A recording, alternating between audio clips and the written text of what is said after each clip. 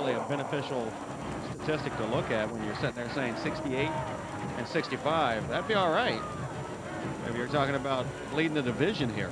But for us, it may be a stat that they sit back and waited for the long ball a little more often, like just mentioned. Using the small ball has helped them a lot more against the top teams. Here's Ray. He led off the bottom of the first with a line shot double. One hop the fence in left field. Takes ball one.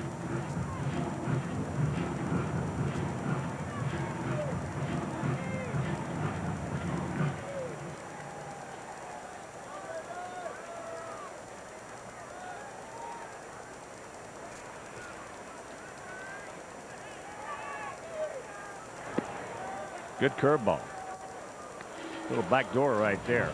V's has a good hook. Yeah, from what we've seen, it's a very good curveball that he's featuring. I mentioned a moment in the first inning, he threw a pretty good changeup too.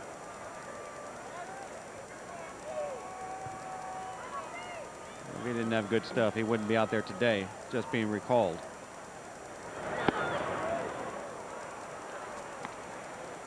There was a good pitch to hit right there. High breaking ball. Ray couldn't pull the trigger, and the count 1-2.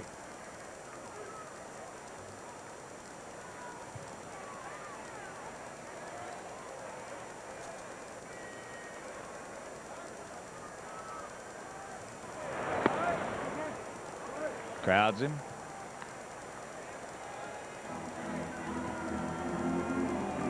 Funny, you mentioned a moment ago Ray couldn't pull the trigger on a hanging breaking ball. A lot of reasons for that. I mean, a lot of times the reason for that is that the guy has already got in his mind an idea of what the pitcher's going to do. And the minute it leaves his hands, he's ready to attack, say, a fastball. And all of a sudden you just get locked up. There's a curveball. Alomar flips it to Tomey. Tell you one thing, I don't remember many times I ever saw a hanging breaking ball. I didn't come out of my shoes after. I don't care if it was eye high. I was very similar, but you know, of course, there were those times where there was a hanging breaking ball, and you just, for some reason, had something else in your mind, and you just said, "Oh man, it's too late." You just couldn't pull the trigger on it. It just got a little too close to you by the time you recognized, and forget about it. The worst thing is get a hanger and then jam yourself on it. Yeah, that'll make you real mad. That's worse than not pulling the trigger. Here's Jose. He was hit right in the middle of the back. It was a glancing blow as Dries threw it behind him. Takes that curveball strike.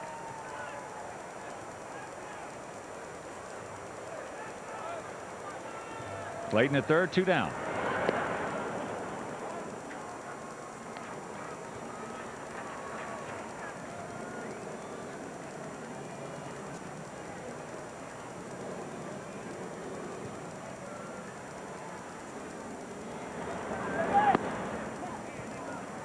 Another breaking ball.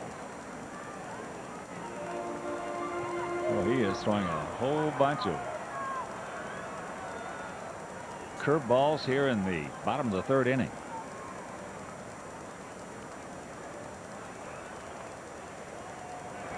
And another one. That's fair. Tomey will make the play, and that'll retire the side. Sox do get the leadoff single from Royce Clayton. We're into the fourth, scoreless.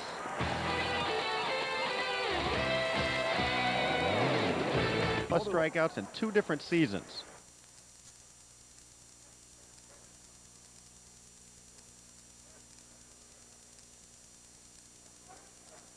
Omar Vizquel will lead it off here in the top of the fourth. Takes that pitch inside. Vizquel flied to right field his first trip.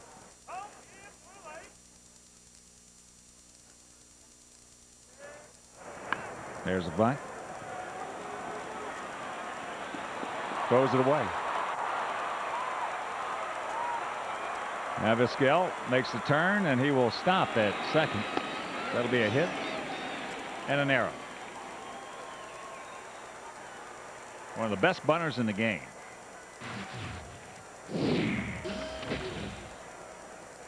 This is a great bunt right here. He deadened it. He placed it close to the line. John Garland was going to have a tougher play, so Jose tries to make the play. And He holds on to it a little long and throws it out of everybody's reach. That's a powerful weapon, the bunt. Yeah, and you know, they expect it from him, and still he gets himself a base hit and caused the error. Alomar. These guys, Indians, even with all this potent offense they have, they will play little ball with the best of them. They're smart. They're smart. They know how to do the little things to help themselves win. You know, they come in with that. They lead the division, but they also have a worse ERA than the Sox. So it's not their pitching. It's their all-around combination that's getting it done. The pitching, the smart play offensively, and their defense.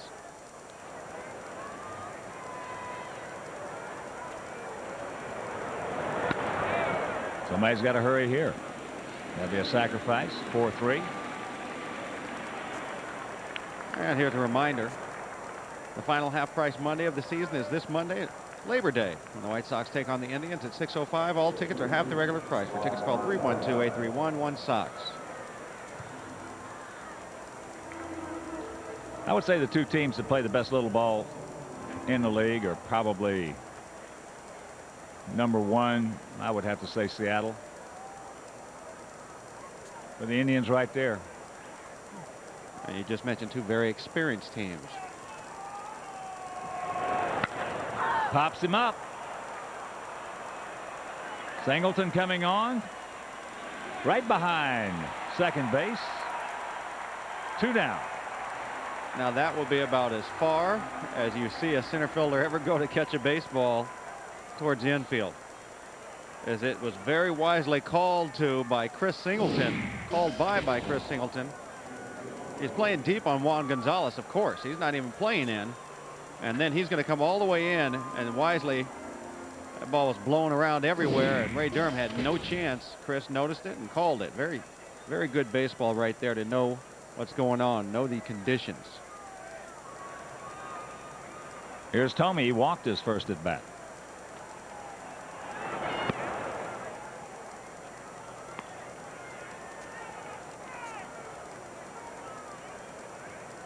Jim Thome, his last night, he started raising his hands a little higher. Maybe he's having a little trouble laying off the high fastball, so he's got him up a bit higher. He laid off of that one.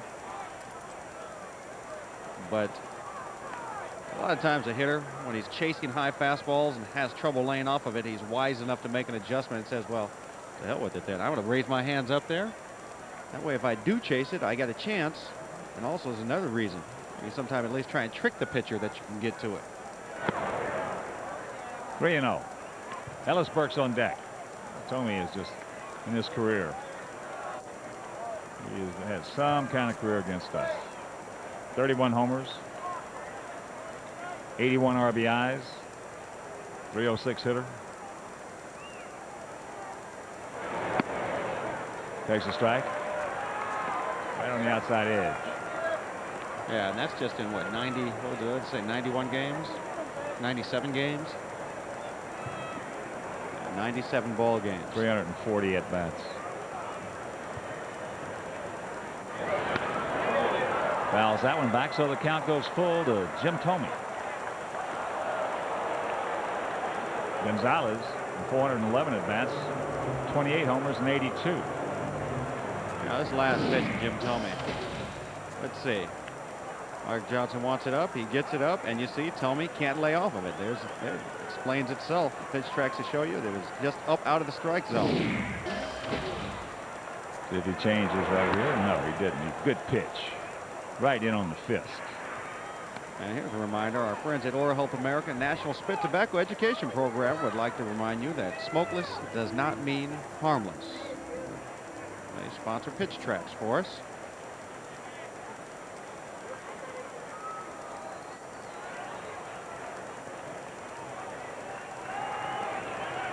Payoff.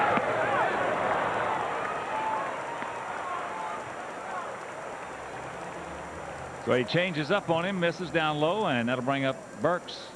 Ellis it into a 6-4-3 double play in the second.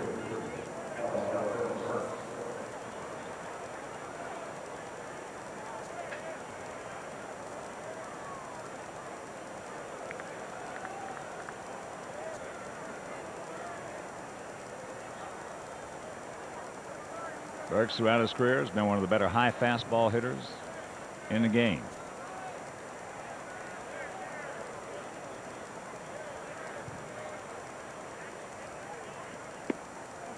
Just off the corner.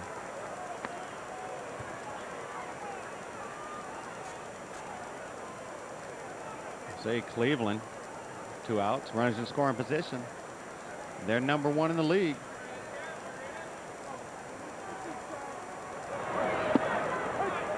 Pulls the string on him right there. Good changeup from Big John.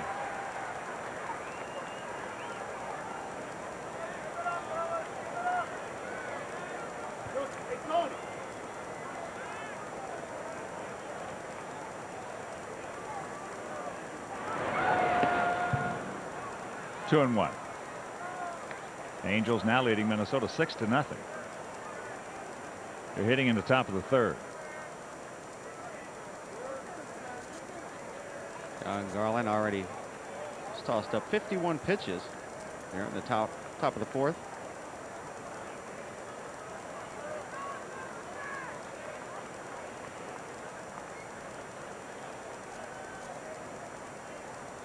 And the 2-1.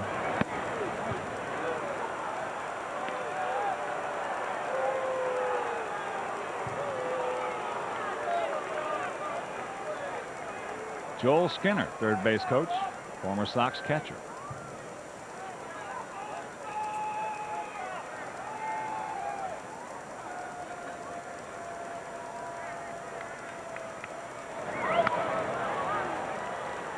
Count goes full to Ellis Burks.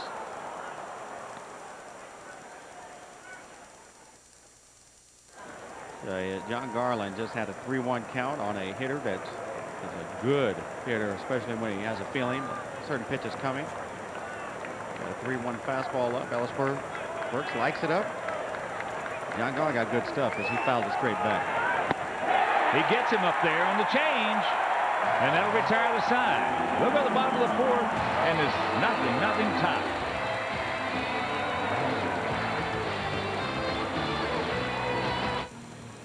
It's time right now to have a look at our Aflac Trivia question and answer. Who is the only Indians pitcher in club history to finish with 300+ strikeouts in 2 different seasons? Sam McDowell, 65 and 70. Bottom of the fourth inning, no score. I know one thing, in 1965, that was a large part of those 300. Good. Strike on the outside corner. Maggs 0 for 1, hit into a 6-4-3 double play in the first. Nice to know that you had some humility years. Goes through it. Good pass at it. That's the best stuff I've ever seen to this day. Are you saying just as a witness or, as a player? Both.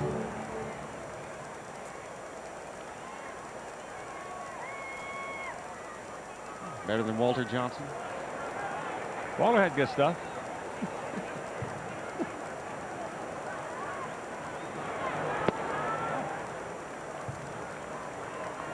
I'd say so. I think Walter won 382 games or so. 2-2 the count to Maglio.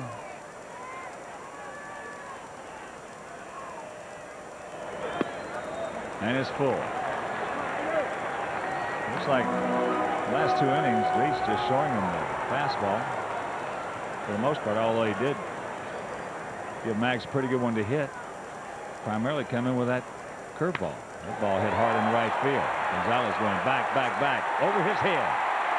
Maggs makes the turn, so he will go into second with a leadoff double. That's his 31st two-bagger. All right, got to do something with it. Got the leadoff double. Had a couple of them in this ball game. One by Ray Durham to start the game, and now Maglio. Let's get something on the board. As there's a fastball up. Maglio did a great job getting up to it. He raised his body up, and like almost raised up on his toes to come up and get it. That's nice. You see pitch tracks. Ball was just up out of the strike zone. Here's Konerko. Got it out to Alomar his first trip.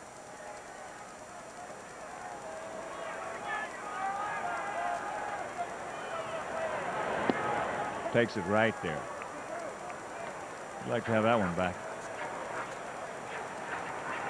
Now, Paul Konerko, you see, 285, 27 home runs, 83 RBIs, career highs in the home runs, I mentioned before, and doubles also. And still, he's labored through the year to put those big numbers up. Just hasn't been a smooth sailing season for him. Good job right there. Inside outing that 91-mile-an-hour sinker. So he gets it done. You know, Ryan Dries started to reach out to try and field this as he, look at that job. That is an outstanding effort by Paul Konerko on a tough pitch in. But Dries is going to pull his glove back.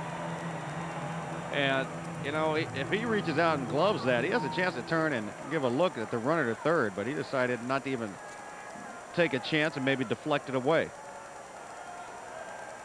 So here's Canseco, struck out on a curveball.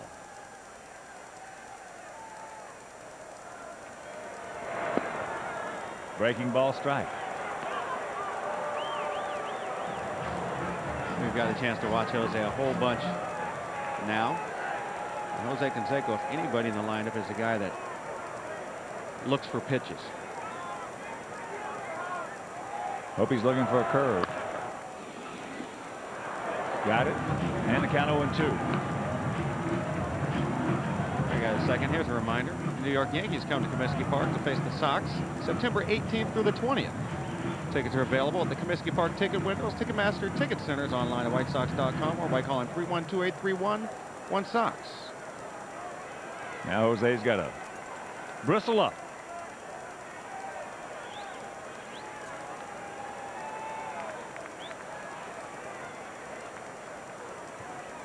Comes that slurve. Just got a piece of it. Starts him off with a slurve, comes back with a curve. Backs that up with a slurve.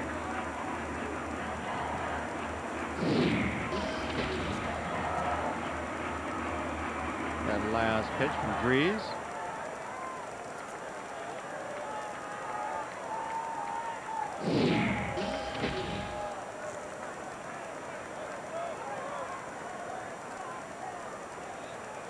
They can get it down.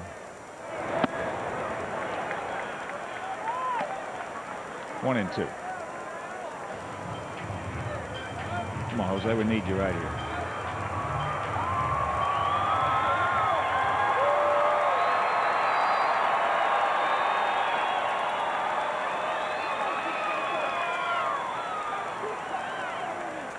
And a slurve. 2-2.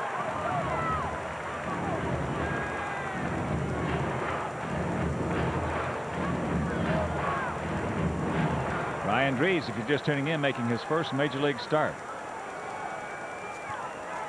He did make two previous appearances with Cleveland earlier in the season. They're going to bust him inside.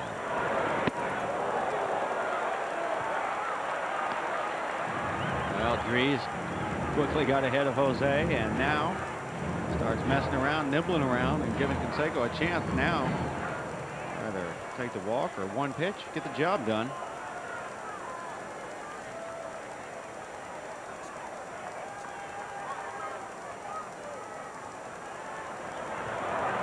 Breaking ball hit down to Fryman. They're going to come home. They get him in the pickle.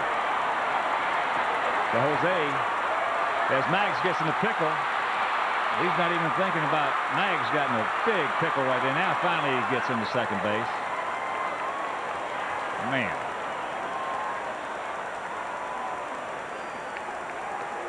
Well, Maglio had to extend that as far as he could to give Canseco a chance to get down to second. Maglio unfortunately didn't know where he was right there. He had an opportunity to just turn and get back into third as Diaz ran him too far back to third base. Yeah, that's the thing when you're looking at that guy that's chasing, you have no idea. Perception's off of how close third is. Sometimes you could just know that. You could just turn and dive back in the bag and probably be safe. But he did a good job making sure that Canseco at least got into scoring position. And that was not a good run down at all by the Indians. Not at all. And, you know, it's funny because Fryman was way back at third base, and Maggs really did not get a good jump on contact to home.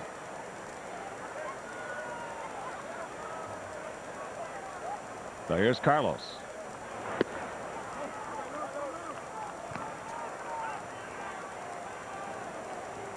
Carlos grounded out to Fryman his first trip.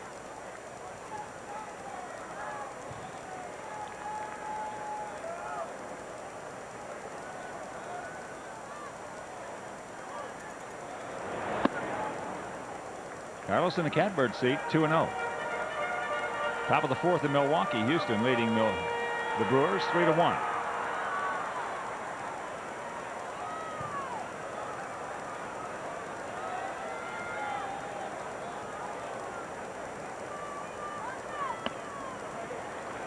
Three and 0. Turn him loose. Phillies leading Montreal 3-1. Top of the fourth at Veterans Stadium.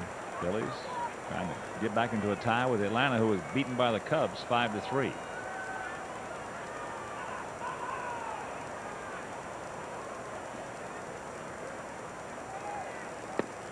And that's ball four.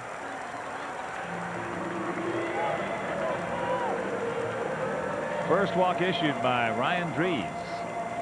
And here comes Singleton.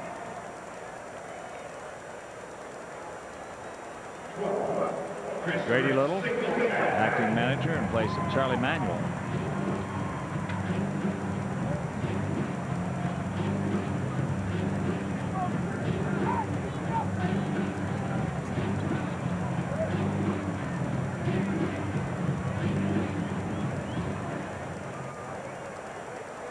Chris went out to Vizquel his first trip.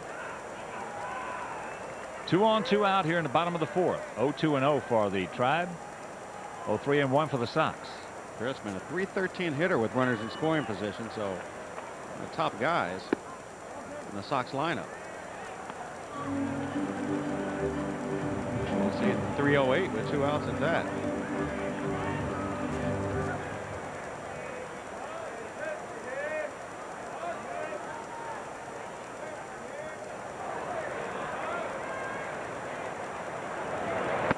Way high, 2-0.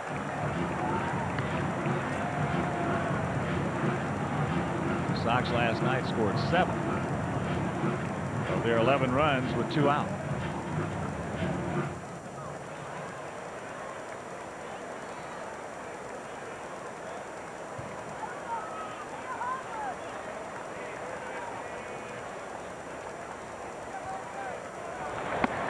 It's 3-0. Royce on deck.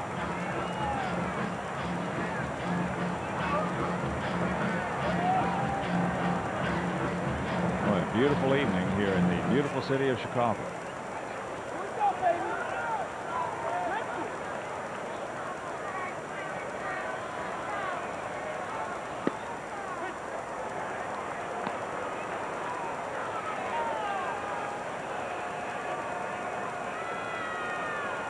Ryan Dries is thrown towards home plate. 67 pitches.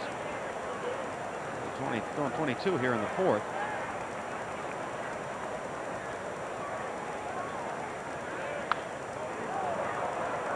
So full count to Singleton.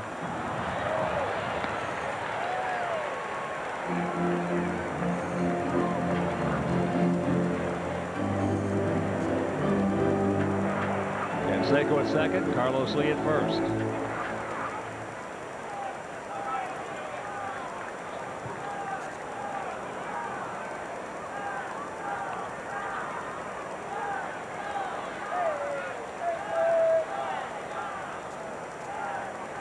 Payoff.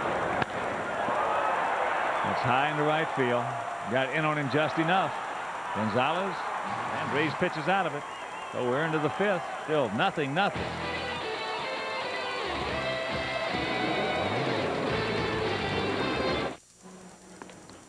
Don't miss tonight's edition of the Chicago Sports Report. As you can tune in to the only show that gives your home teams the coverage they deserve. That's the Chicago Sports Report tonight at 10 on Fox Sports Net.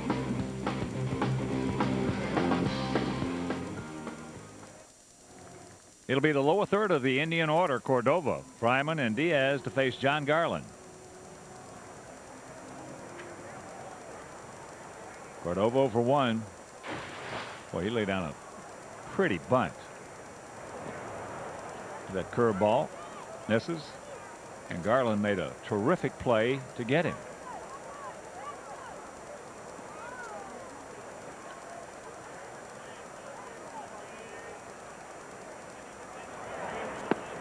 Two and 0. Cordova 2 for 5 last night with his 17th homer. Yeah, that 17th was the 100th of his career. A little tardy on that 2-0 pitch. And let's check out our Mercedes moment. This was 2 out. Gonzalez at third. That's an outstanding job by John Garland. You see Juan Gonzalez just fly right past John Garland.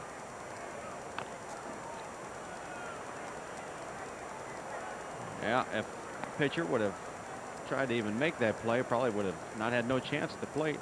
Got to get it barehanded and make you a perfect throw to first.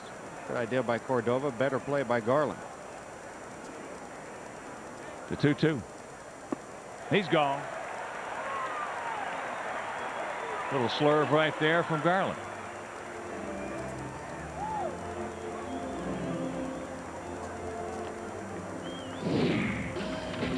The last pitch from John Garland. Oh, just hit it right on the head. That's a slurve. John Garland has got a big curveball. Has trouble throwing it for strikes at times, so goes to the in-between one, the slurve. Here's Fryman.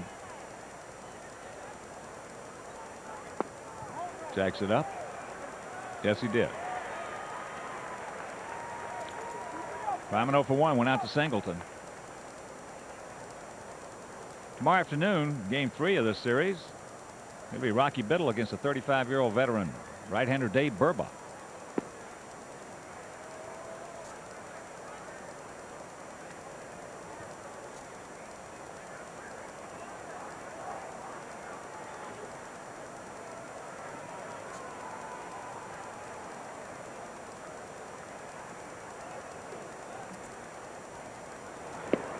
On the corner of Beauty.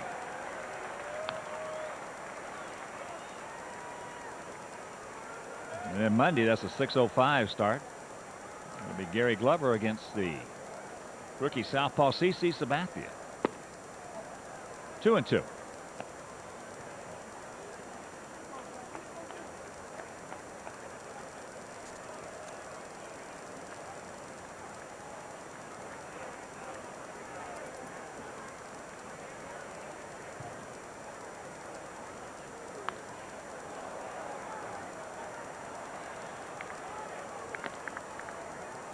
And here's a reminder for in-depth stats on where they hit them and everything else baseball.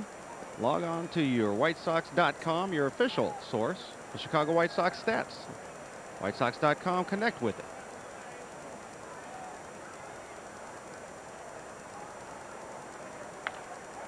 Slaps that one foul. We get some email, Feisty. All right, let me hear it. I love email. It's from Catherine Diaz from Chicago. Said, I was just wondering whatever happened to Mike Caruso. Slappy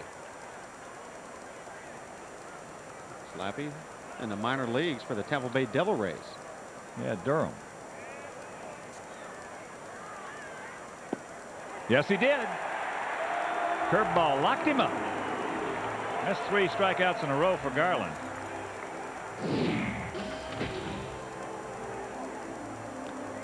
There's the curveball. That's how big that curveball of Garland's is compared to that slurve or a slider. He's got 3 off speed, 3 curveballs. That's a hammer right there. Perfectly located, just off catching that front edge of the plate. You see the shadows that tell you, pitch tracks, it lets you know. Here's the catcher, Einar Diaz. Little chopper, 2-hopper to Clayton. An easy 1-2-3 inning for our young John Garland. We're halfway home, scoreless.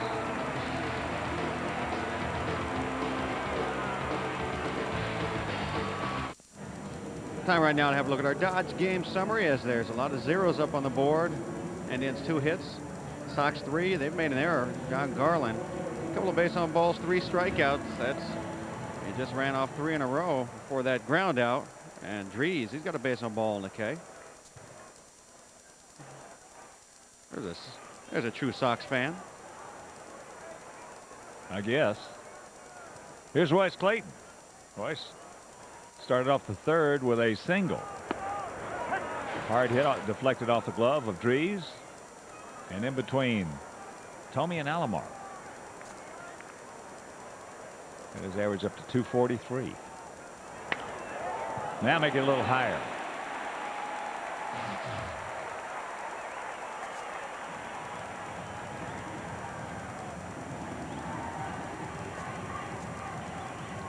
Up to 245 now.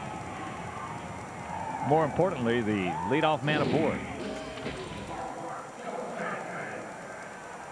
That bat just split right down the middle. It was hit pretty hard. That bat had termites in it. The dry rot, the dreaded dry rot. So here's Mark. He had a sacrifice bunt when Royce led off the third with that single. Got a good chance of having 2. Talking about bunts, here's another email from Joe Murin from Chicago. Says, do teams practice the butcher boy? And if not, why? Used to on a regular basis. That was part of your pregame routine and batting. I don't know if the Sox are doing it anymore. I haven't seen them do it, actually. Me either.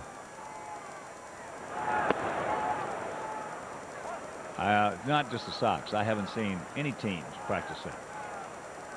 And Joe Murin, what will happen, or what used to happen with that butcher boy, is that all your little guys, so to speak, your slap hitters, your line drive type hitters, every day they would practice that. 3 or 4 times. The old butcher boy. That's a great play. Well, you know, the funny thing is it's a useful play. It's a necessary play. I don't see why it wouldn't be, you know, part of the pregame routine by every team still. And if you want to email us, email HawkinDJ, SportsHomeChicago.com. That's HawkinDJ, SportsHomeChicago.com.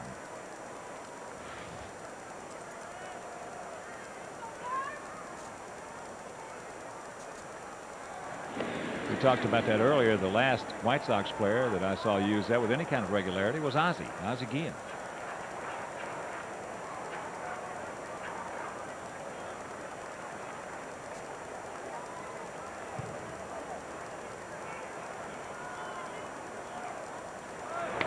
Look at this. Stay fair.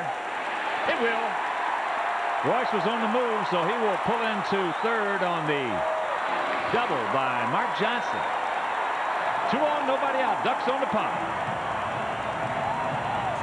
Well, I mentioned earlier the Sox have been doing a little bit of more of hitting and running and stealing bases and bunting against the top teams, and they do it again right here. Royce Clayton was off on the pitch. Look how far this is down the way. You talk about a heck of a lot of plate coverage by Mark Johnson. That's going into the other batter's box and getting yourself a double down the left field line. That is just outstanding. Mark Johnson can't believe it.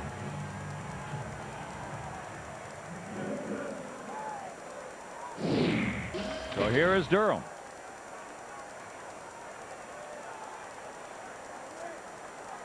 Ray double to lead off the bottom of the first. Then in the third, grounded to seconds. Outfield straight up, spread out. Fakes the bunt, takes the strike. Good curveball from Ryan Dries.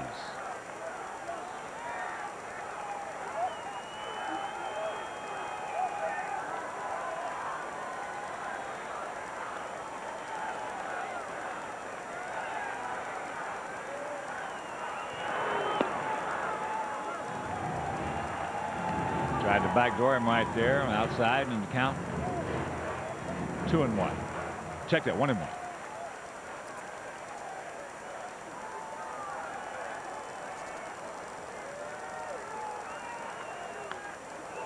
Big rip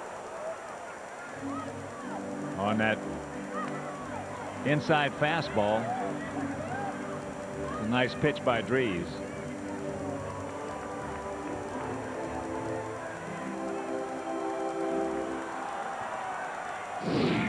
tell you, I don't have any idea what the Sox have to do to be more successful the rest of the year on getting the job done in these situations.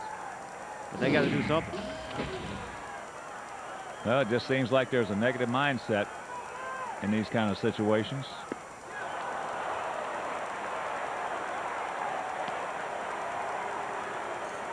It's just been happening too often. Too many opportunities passed up out there. I mean, just if they could be 50%, let's make it 40% successful. I mean, they would have scored about 30 more runs here in the last month.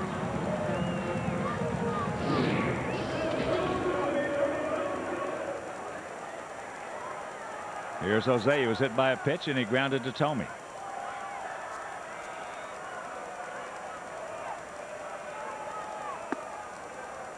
Takes ball one. You mentioned the Sox did a whole bunch of their hitting last night with 2 outs. You see Jose's stats against righties with runners on and bases empty. I'll tell you, they can't keep going to the well with 2 outs. The ball hit hard there. Jose comes through. That'll score a pair. And he has to pull up at second. It's 2-0 White Sox.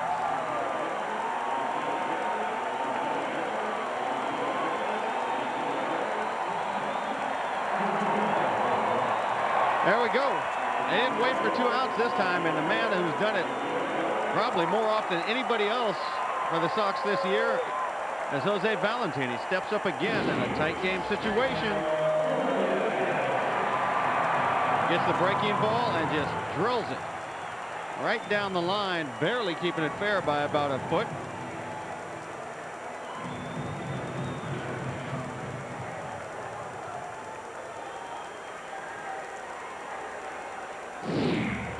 No question, if his legs, if that hamstring had been a little better, he'd have had 3 on it. Meanwhile, here's Maggs. Maggs 1 for 2, a double. Takes that fastball high. Well, Jose can't challenge himself right now and even try that and come up lame. He's just got to cruise into second and be happy.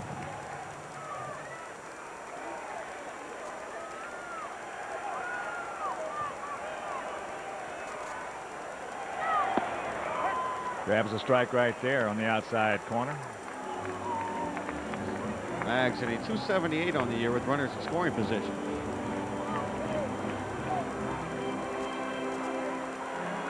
Team leader in RBIs.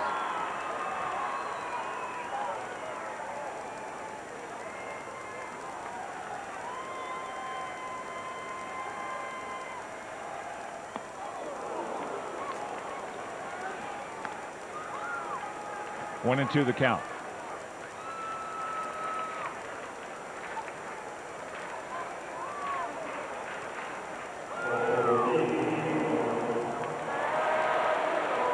Two 6-1 for the Sox. 0-2-0 for the Tribe.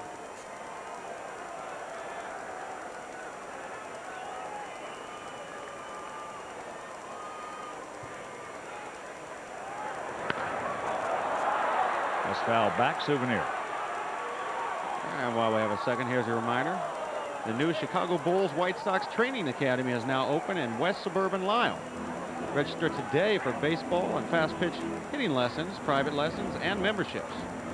For details, call 630-PLAY-BALL or visit bullsoxacademy.com. That's bullsoxacademy.com.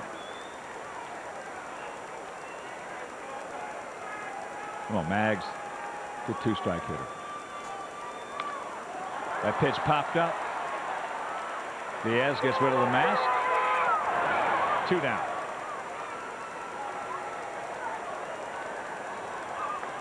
Jose Valentin was on the move trying to steal third.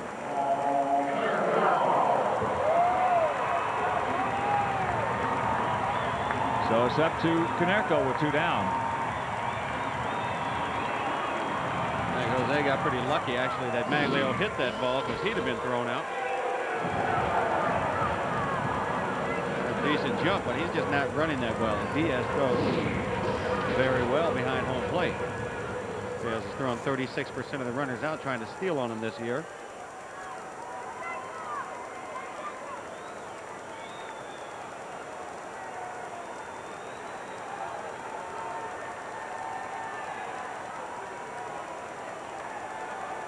Well, he twice has gone out to second.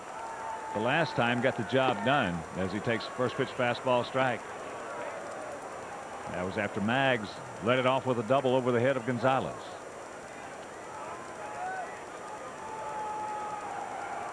Paulie over the last 11 ball games got a couple of home runs, 8 RBIs.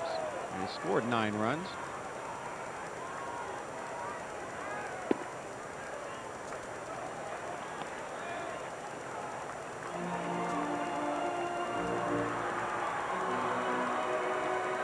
Pick him up 14.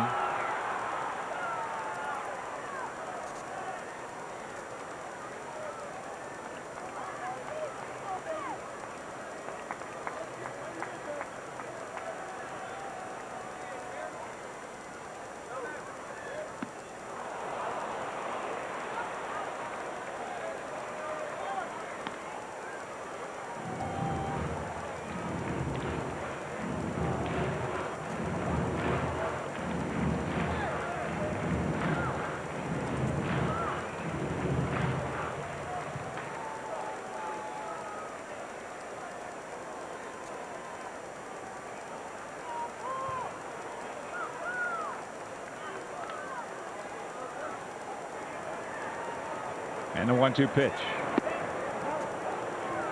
Just off the corner. Good pitcher's pitch right there.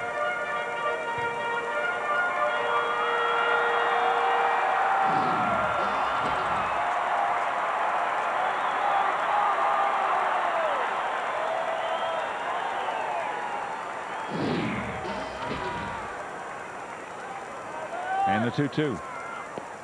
It's full. Canseco on deck.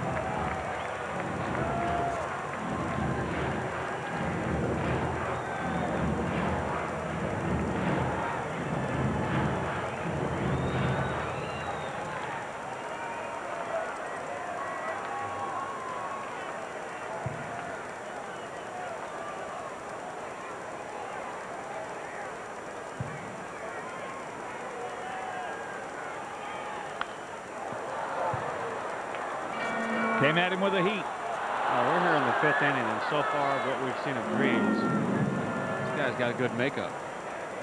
Doesn't appear to have any intimidation issues.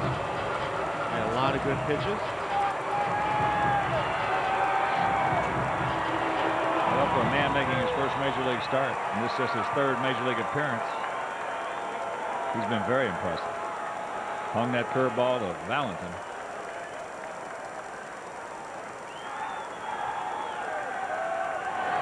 And that's ball 4, so a good at bat.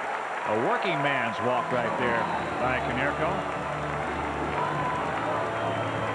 And here comes Canseco.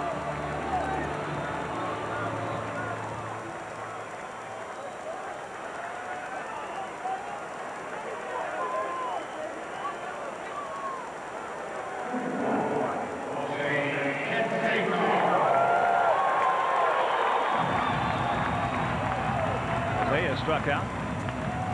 Getting into a 5-2 pickle. Maggs was on 3rd.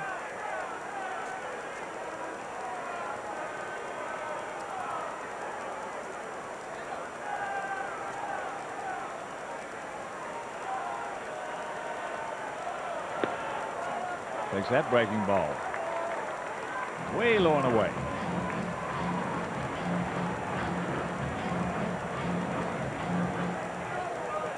Minnesota hitting in the bottom of 4th, trailing Anaheim 7-3.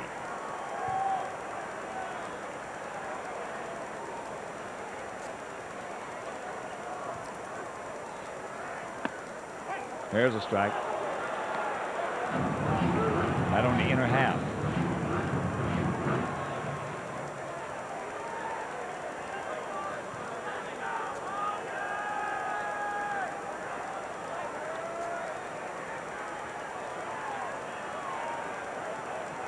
There goes Jose, and they get him.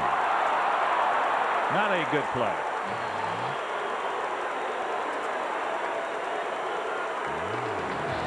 But the Sox come up with a pair. We're into the 6th. 2-0 good guy. After the game, it's Dodge of Midlothian and Chicago Sports Tonight. You can get a full recap of tonight's action, plus analysis from Bill Melton. Don't miss Dodge of Midlothian's Chicago Sports Tonight immediately after the game on Fox Sports Net. Jerry Gorman, Sean Temple, all the fine folks at Dodge of Midlothian. As we get set to go to the 6th inning. 2-6-1 for the Sox, 0-2-0 for the Tribe. It'll be the top of the order. Lofton, Vizquel, and Alomar. Starts him off with a changeup.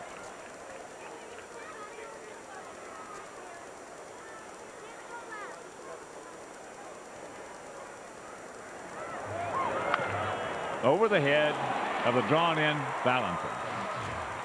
Carlos right there. So the leadoff single. Well, that's what the bunt does for you, and Kenny Lofton knows how to take advantage of certain things. He goes ahead and just slaps, shoots it down towards third base, and because he can bunt, you see, he gets himself a base hit.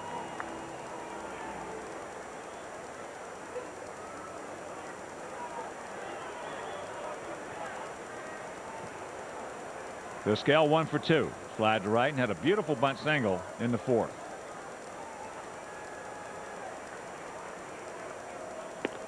Good fastball strike. Lofton 13 for 21 in stolen bases. Yeah, Lofton's numbers are not impressive as a thief out there on the base paths. Really, really surprising that he still does not attempt to run as much as he probably could. Good reception right there by Mark Johnson. Yeah, Kenny Lofton still possesses good speed, so even though earlier in the year he hurt his hamstring, was out for a while, could be an issue with him. But look at that, in his career, an 80% base stealer. Now that's the Kenny Lofton that we're used to seeing.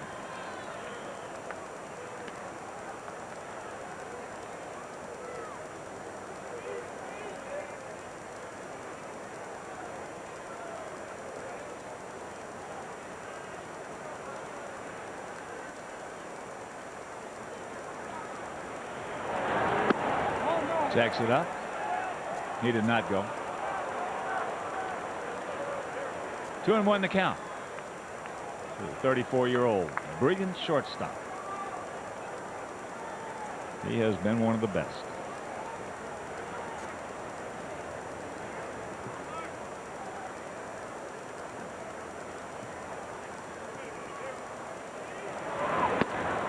Here's a good fastball strike. That evens the count at 2. Vizquel thought that one may have been a little bit high.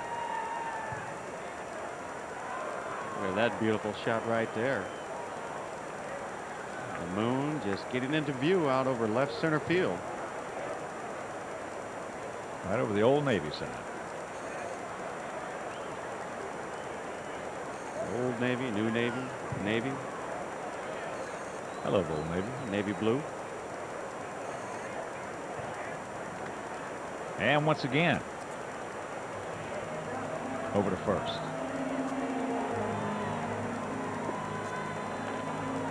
Just tuning in, did not hear some of the scores. We'll check them out for you. Yankees beat Boston 2-1 at Fenway. Toronto over the Tigers 3-1 in Canada. Tampa Bay beat Oakland 8-6 down in St. Petersburg. Seattle 6, Baltimore 4 at Camden Yards. Full count. Come on, John. No walks.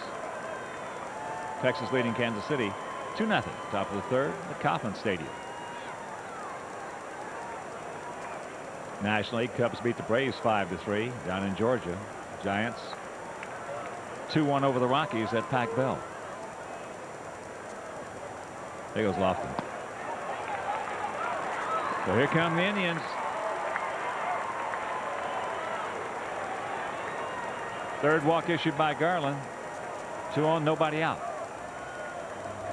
And here's a reminder. White Sox 2001 individual game tickets are still on sale. Visit the Comiskey Park ticket windows, Ticketmaster Ticket Centers, WhiteSox.com, or call 312-831-1-SOX. And Nardi Contreras slowly walking out to the mound.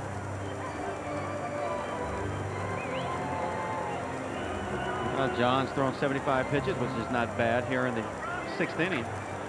Be a lot better than the first 2 hitters he faced out. Well, Nardi's out there. Another email. This from John and Beth from Chesterton, Indiana, says, isn't there a rule in the book that a batter must attempt to get out of the way of a pitch? If it is the rule to be hit by a pitch, I don't quite understand that anyway. And almost all the times our pitchers hit a batter, the batter is either not moved or has moved in a way to actually get closer to the pitch, not further away. Why are the umpires not following the rule? Well, there is no rule that you have to make an attempt to get out of the way of a pitch. There is a rule that says you cannot try to get hit by a pitch. You try to do that intentionally, they just don't allow it.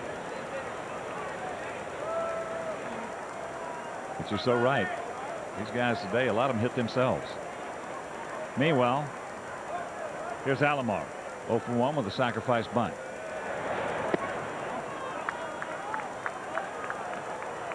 Yeah, there have been a few guys that have attempted to lean into a couple of pitches. Oh, one guy I watch all the time that tries to do it for the Cardinals. Their second baseman, Fernando Vina. You throw it anywhere close to him, he will lean down into the pitch. Yeah, Garland wants to have another little confab with Mark Johnson.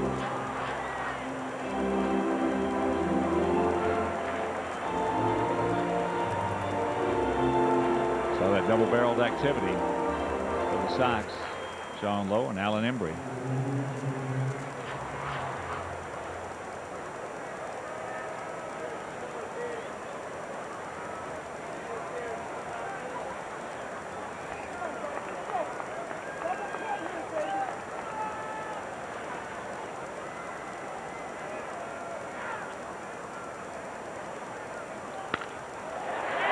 That's fair.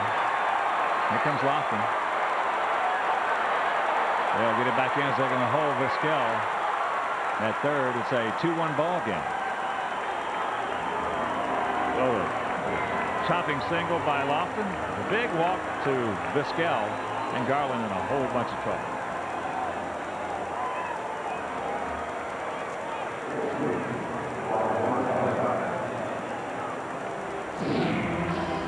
Roberto Alomar is not a guy to fall behind in on a count like that, let alone allow a situation where he can drive in runs. Comes into this game second in the American League, hitting .425 with runners in scoring position. He got himself a 1-0 count, and he's going to hit a ball hard a lot of times in those situations, no matter what the pitch is. Here's Juan Gonzalez. A little soft single to the left, and he popped up to Singleton. 0-1 the count. John Garland's either got to catch a break here to stay in this ball game or make his own breaks. Make some really outstanding pitches to the next few hitters.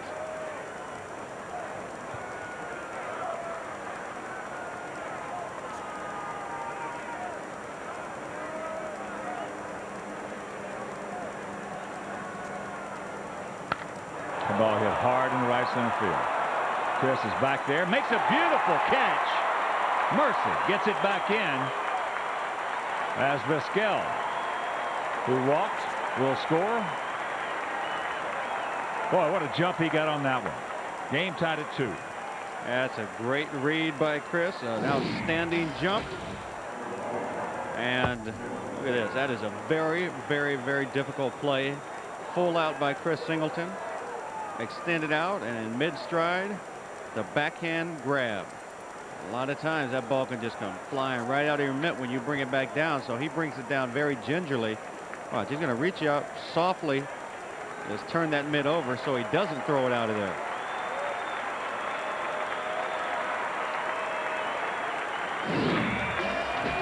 So a good performance by Garland. He had a 2-hit shutout till we get to the 6th inning. He'll depart. Embry comes on as our Primeco call to the pen, and we'll be back.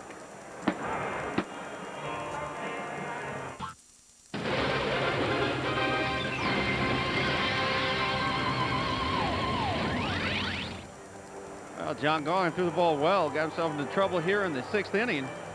But he gave his team a chance, and now Alan Embry has come on for the 24th time. He has the 1-1 record, 5.95 ERA. We got Jim Thome, who he's got to get out right here with the runner on third base and 1 out. Thome, hey, 225 against left-handers on the year. So John Garland, he's on the hook for the runner down at third base. That young man's going to be some kind of pitcher. So Durham and Clayton halfway. Nice block by Mark, and the count 1-0. Thome has been to the plate twice. He has walked twice.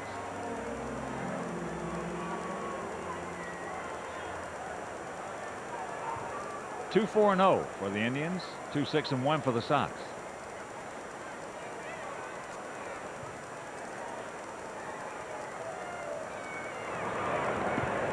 Another nice block by Mark. Softly keeping it in front of him. You're not kidding. That was a very difficult job on that last pitch. Well out in front of the plate. Man, to caress that ball and drop it down right at his feet was not an easy thing to do.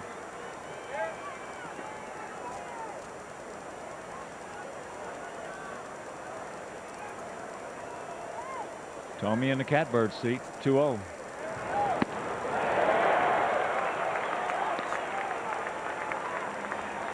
Thome, former teammates with Embry. Embry used to pitch for the Indians. Let's see, Jim Thome, most RBIs since July 1st, 59. Garrett Anderson, Alex Rodriguez, and Jermaine Dye.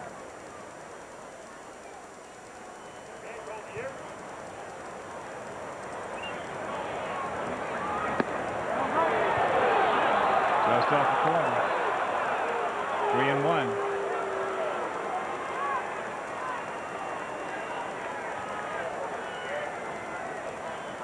Embry better. Just give Alomar a little peek. Yeah, he better. Alomar halfway down to home plate on that last one. Yeah.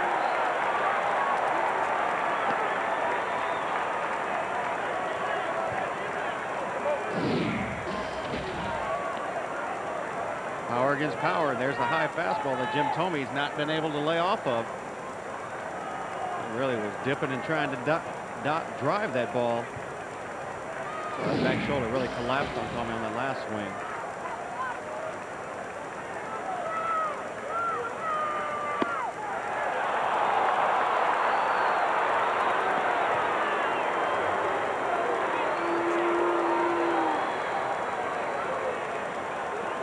So here's Jerry Manuel. He's going to the right-hander. Another breaking action as Sean Lowe is our next Primeco call to the pen, and we'll be back.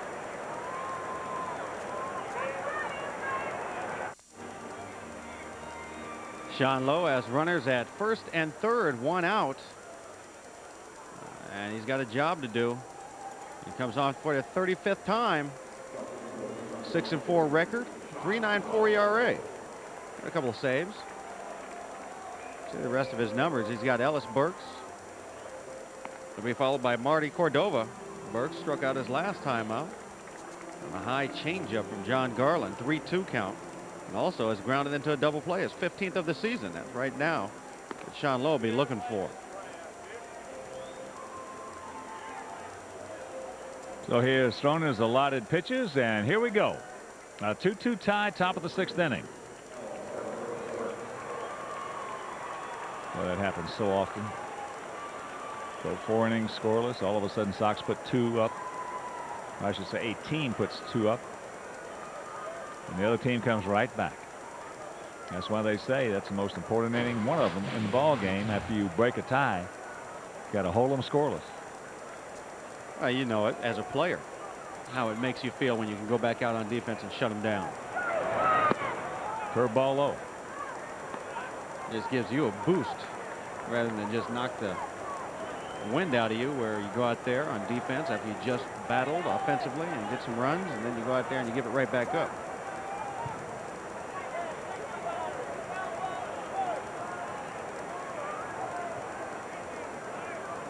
Outfield about equidistant, slightly to the left. Short lead by Thome. That's high and deep into left field. Carlos. He's there. Alomar will tag. He will score. And it's a 3-2 Indian lead. He just missed that.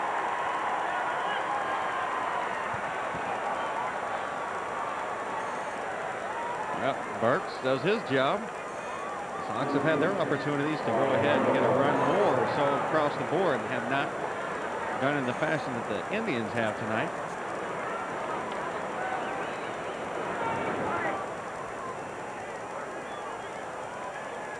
So here's Cordova.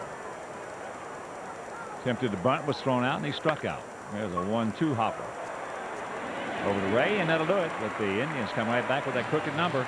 We'll go to the bottom of the 6th, trailing by 1.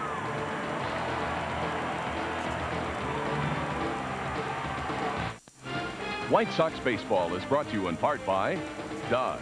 You can take life as it comes, or you can grab life by the horns. Dodge. Aflac. Without it, no insurance is complete. And by your local Mercedes-Benz Center. Jose Canseco leads off the bottom of the 6th. He was at the plate when Jose Valentin was thrown out, trying to steal 3rd.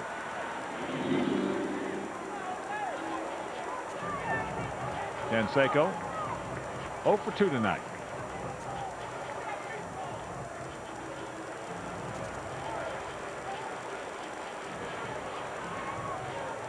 Milwaukee has come back to tie Houston. Astros hitting in the top of the 7th. 3-3.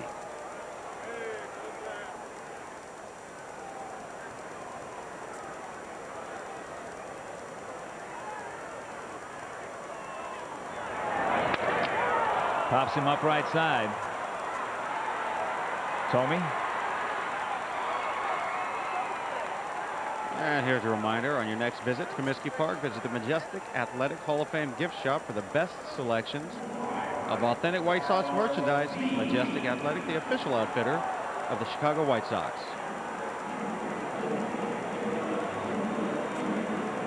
Southpaw Rich Rodriguez loosening up.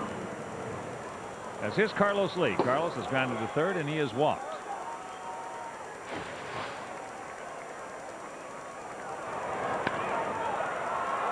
Flips that fastball out of play into the seats.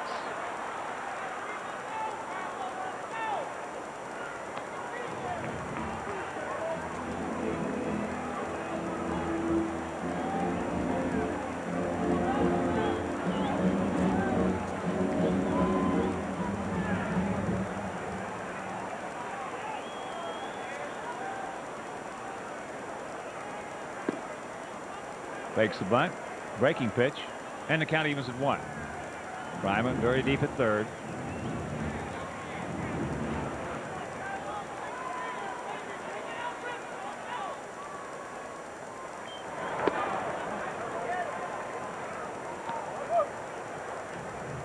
Hung him one right there. 2-1.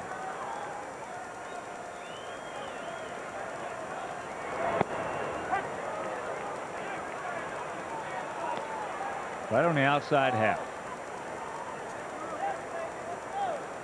Chris Singleton, the on-deck hitter.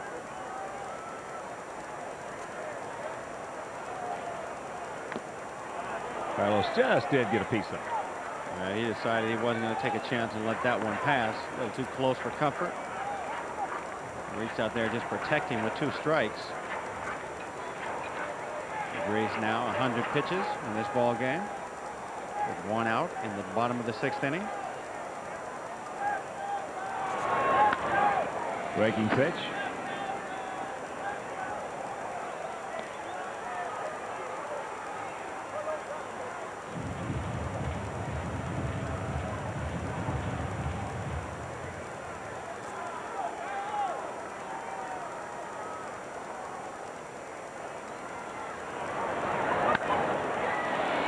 That's a shot foul.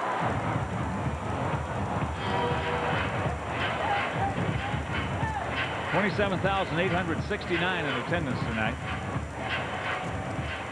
Sox averaging 22,803 for the season. Now they're going to come back with a fastball, and the count goes full. Well, the Sox let 2 opportunities slide by to get a runner in while in scoring position, or at third. The Indians passed up once. Good pitch by Dries. 2-hopper to Vizquel. So right now, that one that the one over the Sox missed out on is the difference in this game.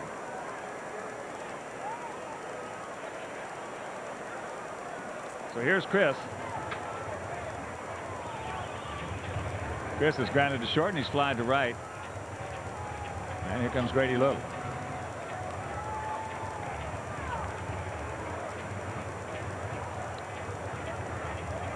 So Grady Little has made the call to the pen. I'll tell you, for his first major league start, that young man, very, very impressive. Fastball, slurve, sinker, good curveball, occasional change, real depart. And we'll be back.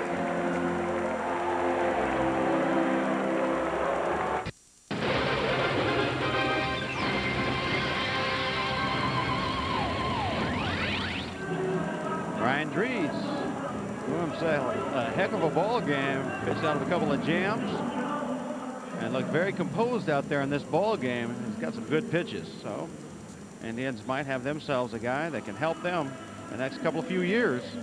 And Dries, pitching change. Richie Rodriguez, the lefty, has come on for the 46th time this season. 2-2 record, 4.24 ERA. In 34 innings, he's given up 35 hits, a couple of long balls, 14 walks, and 28 strikeouts. Comes on to get Chris Singleton.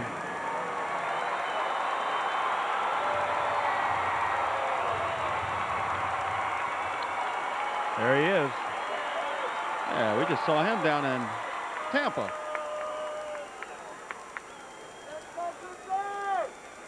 So 2 out to Singleton. As we mentioned, Chris is grounded to short and fly to right. Takes it right there. Well, lefty's hitting 182 against Rodriguez this season. See why Little went and got him.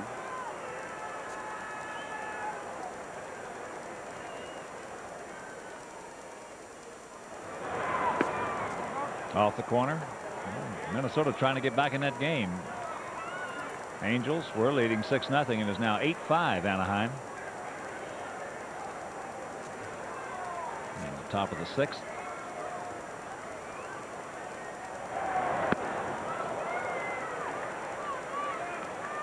Richie Rodriguez got one of those little tight sliders. Also not a real big curveball, but pretty late breaking to be tough on left-handers.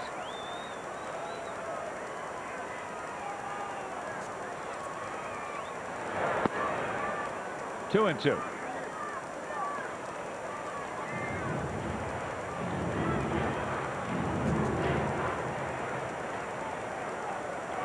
Come on, Chris, get 2-strike here. That's that slider. And he gets him. And that'll retire the side. We're into the 7th, trailing 3-2.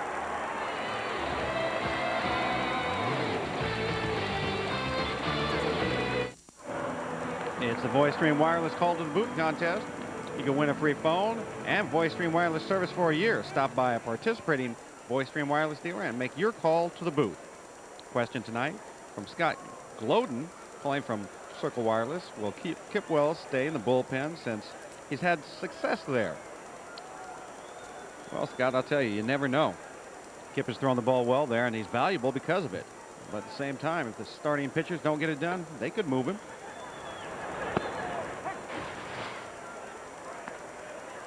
First pitch to Travis Fryman, taken for a strike. Fryman is fly to center. He is struck out. Hangs that one, but it's in to left field right at Carlos. So 2 pitches, 1 out.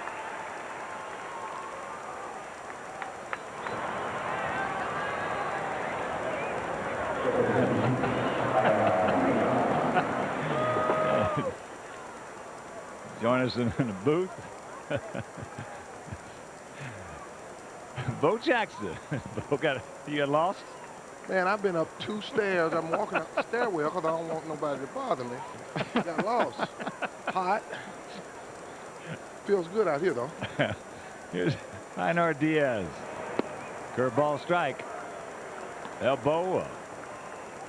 Big victory last night. We got to find some way to come back right here this evening. Yes, I just left my home about 30 minutes ago, and the score was nothing. So a lot has happened within the last 30 minutes. 1-1 to count to Diaz. Bo Jackson's better bar. There he fakes the bunt. How's this bar going? I'll tell you what, Hawk is the best tasting protein bar that you've ever put in your mouth.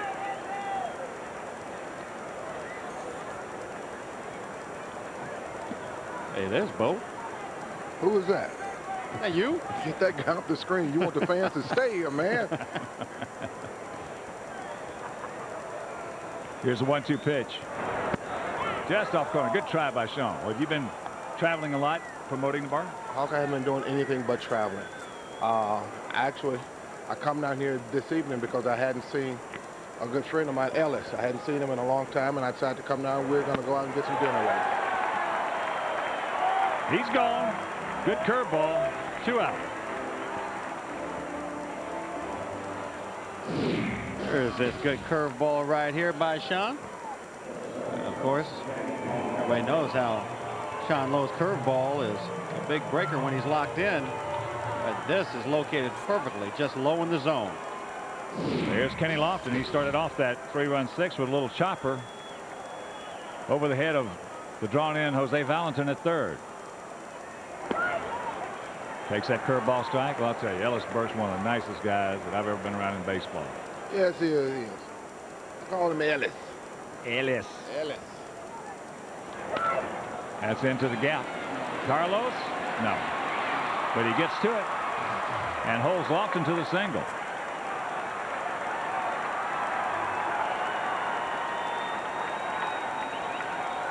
Good job right there by Carlos, cutting it off and holding Lofton to the single. The big thing there is that he turned and got it in. It just showed Lofton that the ball was on the way back. Doesn't matter if you're real accurate with your throw right here, as long as you get it in and that runner sees it, he's going to pull up.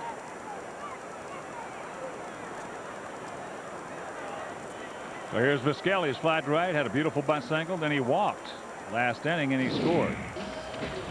Well, do you have any of these bars in the Chicagoland area? Just with Hawk, right now, the only place to get them is through Cisco Foods. And at the moment, we're in big negotiations with the world's largest retailer. I can't say their name right now because we're in negotiations with them to get them in their stores, which is 2,700 stores around the world. Whew. I'll tell you what, That'll work. this is good. Of course it's good. I mean, you think I...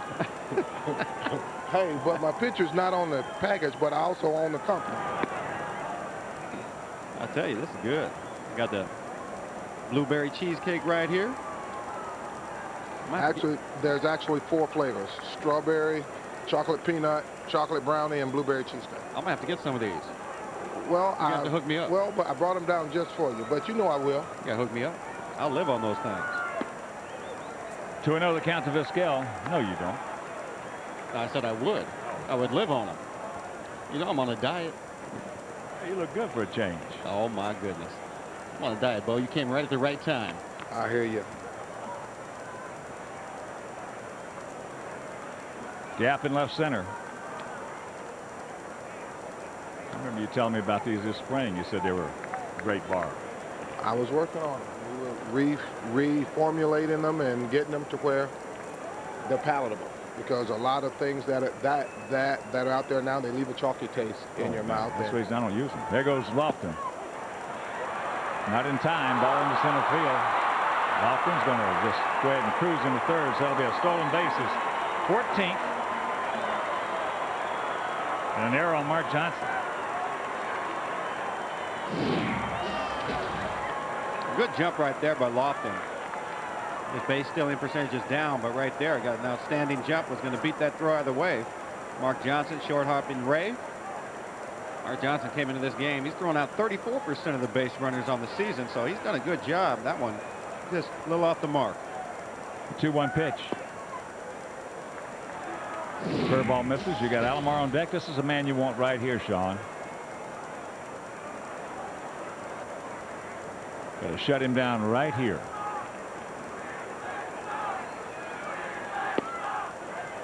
And the count goes full.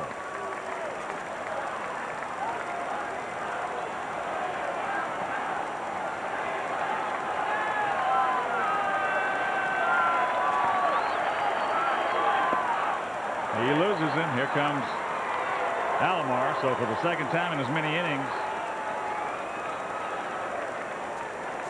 Vizquel draws the walk.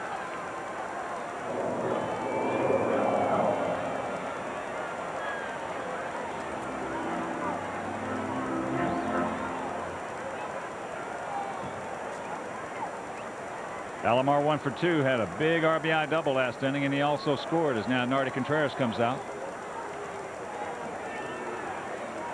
So as he comes out, well, how long did it take you guys to develop this part? Well,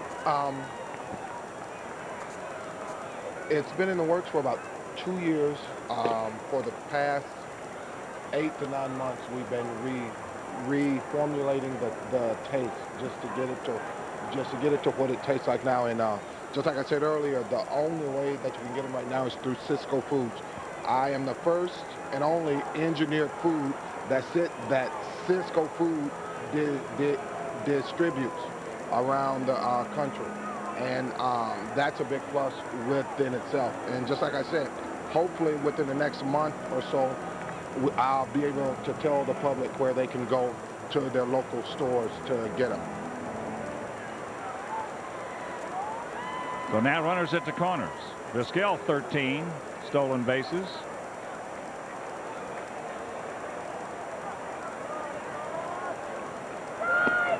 And there's strike one. Alomar been swinging that hot bat with runners on the sacks. Yeah, and he's continued on tonight with that RBI double.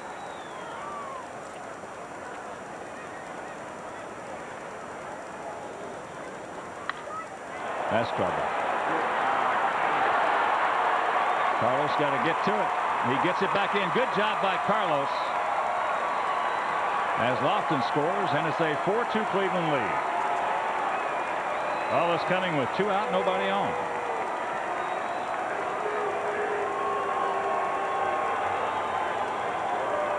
Well, you said it a minute ago. The man that Sean Lowe had to get was Omar Vizquel. Had to go get him. Because you don't want Roberto Alomar up there. He doesn't make a bad pitch to Alomar, but Alomar is too good of a hitter. These are the situations he's always been very successful in. And then you see that good job by Carlos Lee to get to that and save a run. Another thing about Alomar, he's locked in mentally. When you get in that mindset of driving in runs and hitting with men on base like he is, I tell you, that pitcher's in a whole bunch of trouble. I don't care who's out there either. Guy's a good hitter, and when he's locked in like that, you can't get him out. No. He might get himself out every now and then, but you're not going to get him out. You're absolutely right.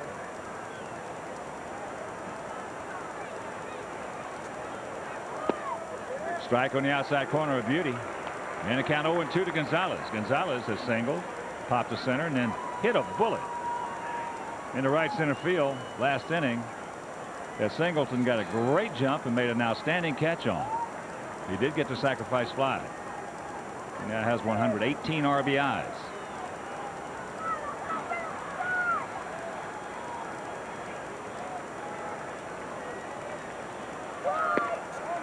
Off the corner. I'll tell you, in a tight situation in the ballgame of Cleveland, I'd rather face anybody in their lineup than Alomar. Oh, yeah. I mean, that's pretty much would be the unwritten rule, even with Juan Gonzalez hitting behind Alomar. And he has all the RBIs. You just know Alomar is very clutch. Good pitch in on the fist. Well, that's one reason that I think that it allowed Alomar to become locked in, is because that guy right there hitting behind him. You look at this lineup. We talked about it yesterday. Got a good lineup. We got Alomar backed up by Gonzalez, and then Gonzalez is backed up by Tomey. And Tomey is backed up by Burks. Is backed up by Cordova. So he got some backup behind him. Good pitch again. Tried to get him upstairs, and Gonzalez fights it off.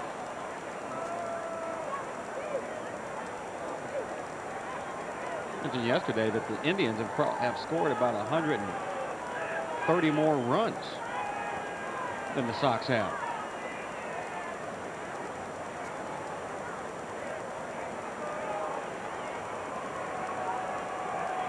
Slow low, a high hard, Sean. There's a slow low. He's gone. But they come up with one more. 7th inning stretch. It's 4-2 bad guys.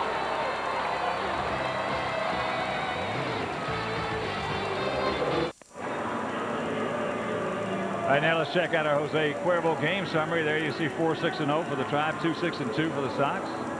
2-run double by Valentin. Alomar, 2 doubles, 2 ribbies, and he has scored 1. So he has been a pain in the derriere once again. As we get set to go to the bottom of the 7th inning.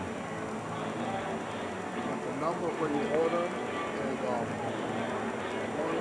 1-8. And there's that. Look at that. Look at that smiley face right there. Only a mother could love it. Bo Jackson's better bar. Good game. Royce Clayton will lead it off. Well, DJ's just giving you his endorsement. He's so picky, it must be decent. You're not kidding. You are. DJ look like he needs to eat too. Royce takes first pitch strike from Rich Rodriguez. Royce is 2 for 2. Got his average up to 245. Tell you, that's definitely a tasty protein bar.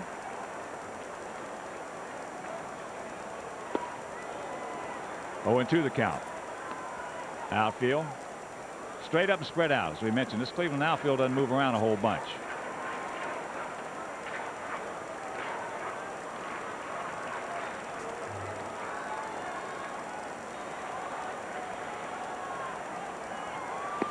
Just off the corner. Double-barreled activity for the Tribe. David Risky and Ricardo Rincon.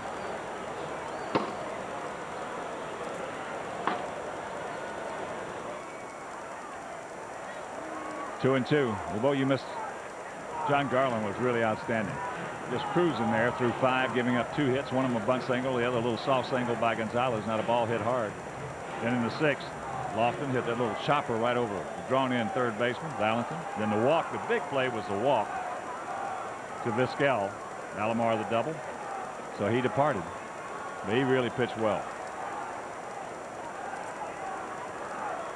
That ball hit hard in the gap. Way back, Gonzalez. Off the bottom of the fence. So Royce is going to start us off here in the bottom of the 7th. With his 14th two-bagger, he's 3 for 3.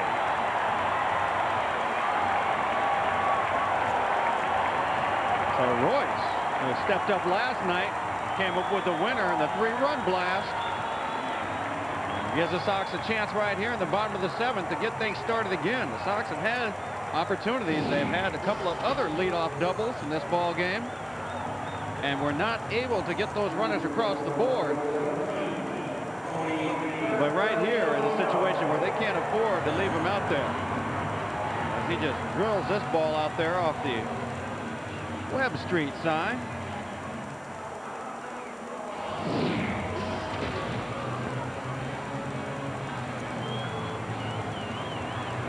So Grady Little has made the call to the pin. He's going to the right-hander, David Risky. A break in the action, and we'll be back.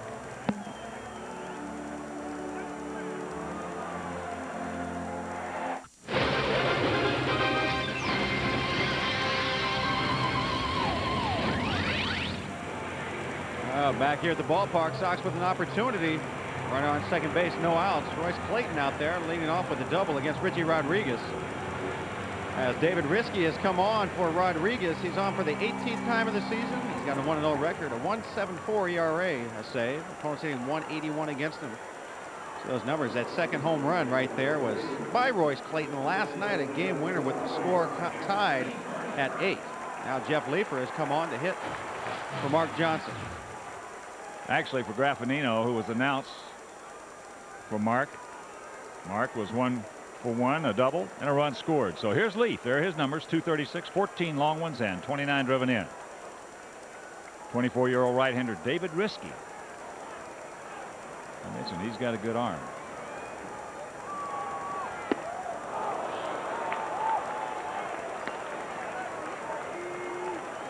Reach right back there with the fastball and blew it right past Jeff Leeper. Leeper doing what a pinch hitter's supposed to do, be ready to go after that first good pitch.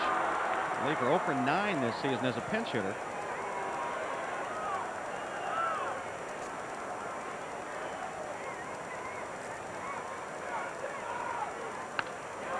Loops that one into left field. Cordova coming on. He can't get there. Loses it in the lights. Here comes Royce. Leaf on his way to second. He will get there. And it's a 4-3 ball game. Oh, you talk about catching a break right there. Leeper gets jammed, placed it perfectly in that little section of left center field with a left fielder is coming over and in, and you just lose it right in the lights. Marty Cordova, he gives in to him and says, forget it. I got no chance. Let me try and forget about this and just block it. The problem is it's still off to his left. And that allows Royce Clayton, who was going to go ahead and hold up, to go ahead and score. Oh, Grady Little out, risky. Will depart. Southpaw Rincon comes on.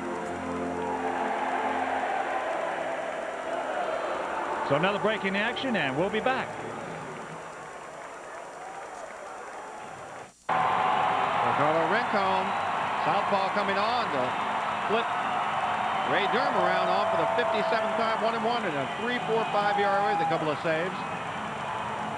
Giving up 41 hits in his 44 1/3, 3 long balls, 19 walks, and 38 strikeouts.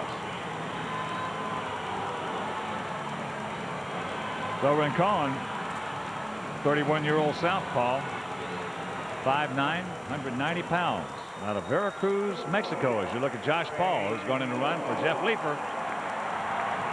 He came up with that pinch hit double. Yeah, Leap now 1 for 10 as a pinch hitter, but that was a big one. So here's Ray. He's 1 for 3. Doubled in the first. Corners in close, outfield spread out and straight up. Fakes a bunt, takes a strike.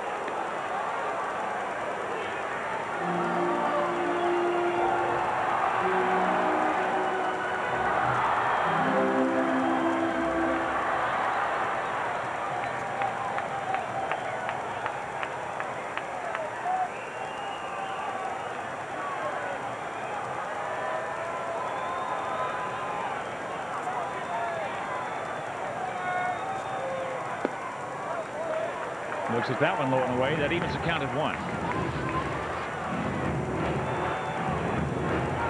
right.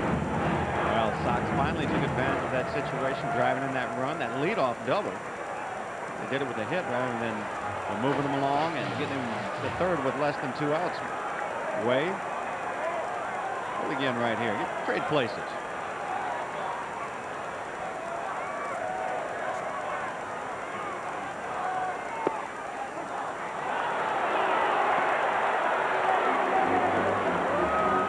To the count.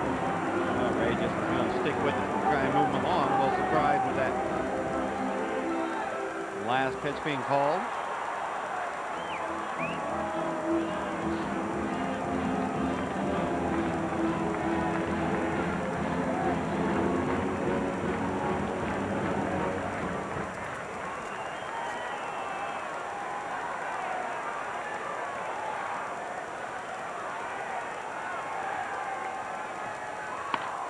Right back at him.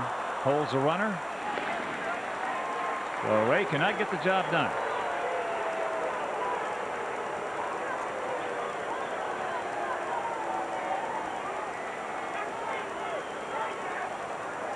Now Ray says something to the umpire, who's going to follow him over to the dugout a few steps.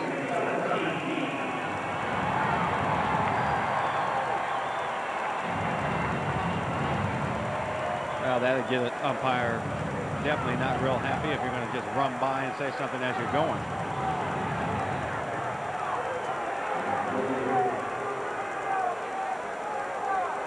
I'll tell you, Jeff Kellogg's showing me something right here. He's showing a lot of restraint. Yeah, you know, player runs by. umpire going to get real mad that you don't stand and talk to him face to face when you had the situation before. Here's Jose. He's 1 for 2, a big 2-run double. Takes that pitch outside. Yeah, there are a whole bunch of umpires that would have tossed Ray out of here. Yep. Actually, you know, depending on what he said when he ran by, Ray wisely said his statement and didn't turn around or even pay attention to Kellogg following him, or he probably would have got tossed.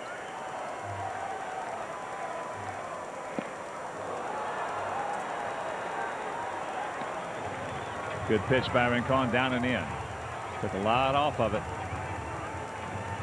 Rincon is not only sneaky, he's got a good fastball.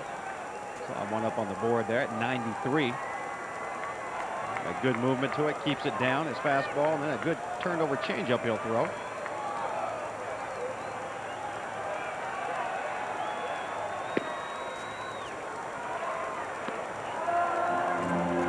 If you didn't know better, you'd think that was puff out of Teddy Higuera out there. Ah, good call. Good call. Teddy Higuera, former left-hander with Milwaukee, was an outstanding pitcher before those injuries cropped up on him.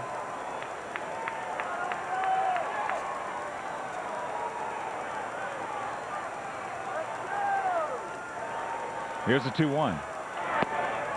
3 balls and a strike.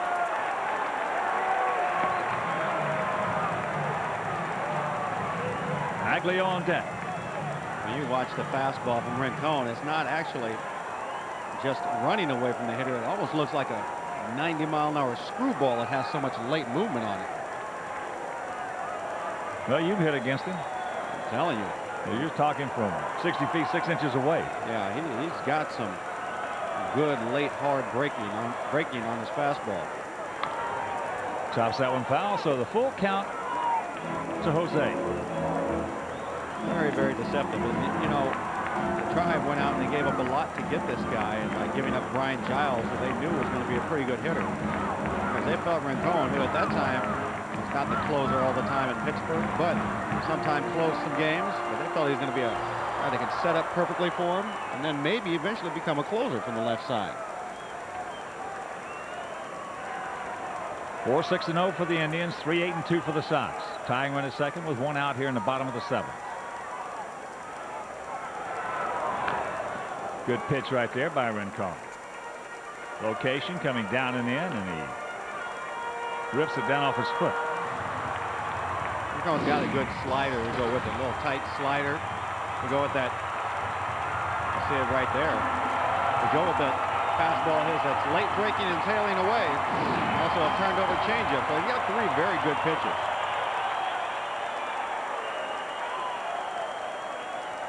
Well, they had to have something if they traded Brian Giles for him.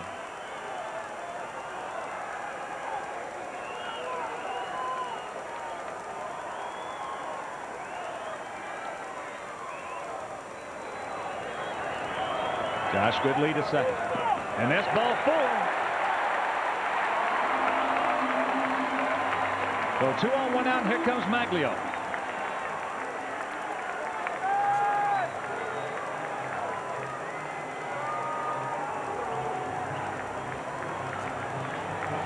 And here comes Grady Little. He's going to go get Dennis Baez, and we'll be back.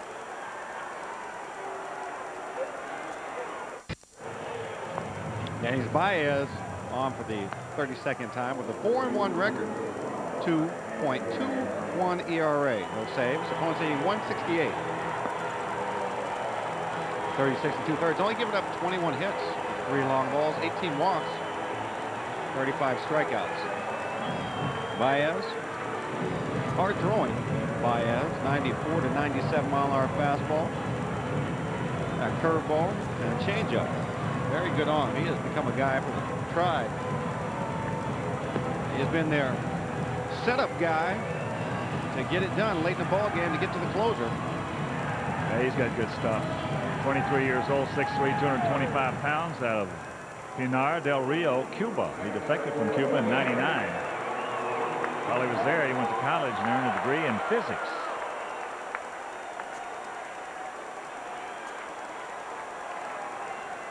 physics. In other words, you're saying he's not very bright. So here we go. One on. Check that. One out. Two on. Paul at second. Valentin at first. Breaking ball, no. Mags 1 for 3, a double leading off the 4th inning. Sox got him over to third and couldn't do anything with it. Yep, that's one of those runs that hurt earlier. 2 they had the chance to drive in. Mags in the catbird seat.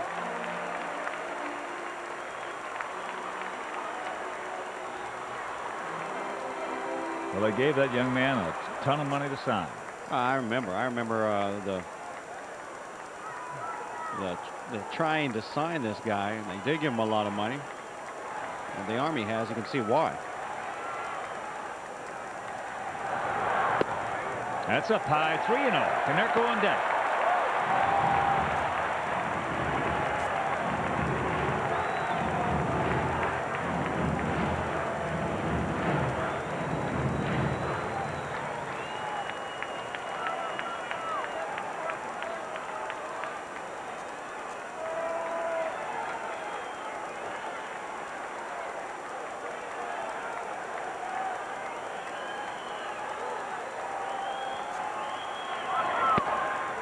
Just catches the outside edge of the outside corner.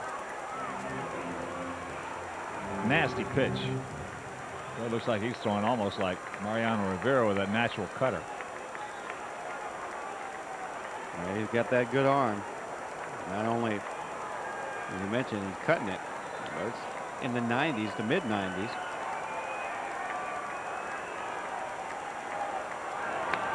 Big rip by Mags. Had it. Looking for it. Now, that was a straight fastball right there and just underneath it. Good pass at it, Mags. It's got a little too big. He wanted more than just a base hit with that swing.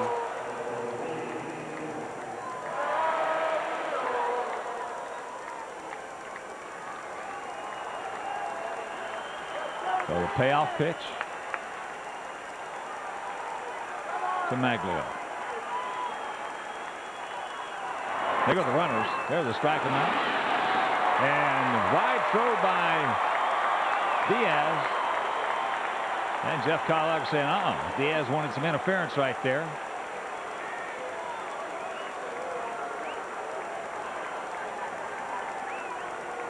Tell you what, if he makes a decent throw, Josh is gone goose.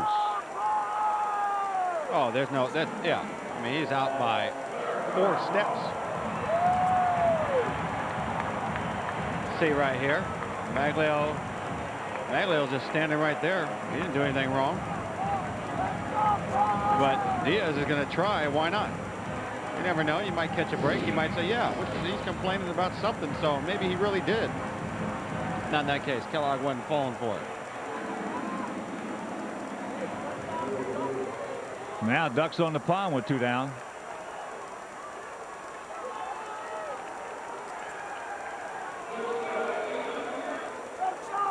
Well, not to mention that Maglio just took a fastball right down the middle, 3-2.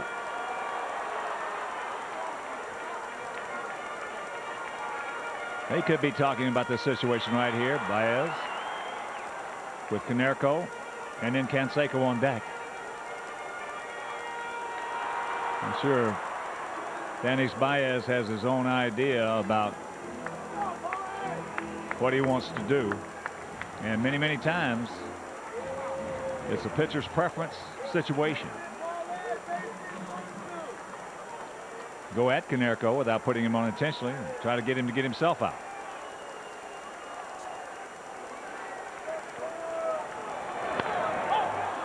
First pitch. Foul backing out of play.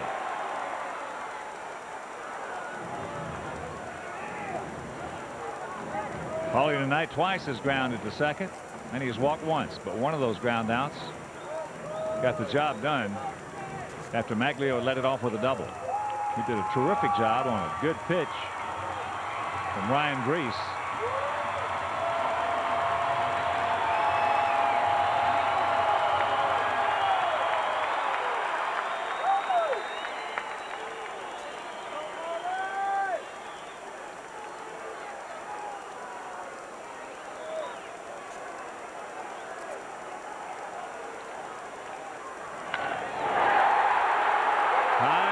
Center field. Lofton back on the track.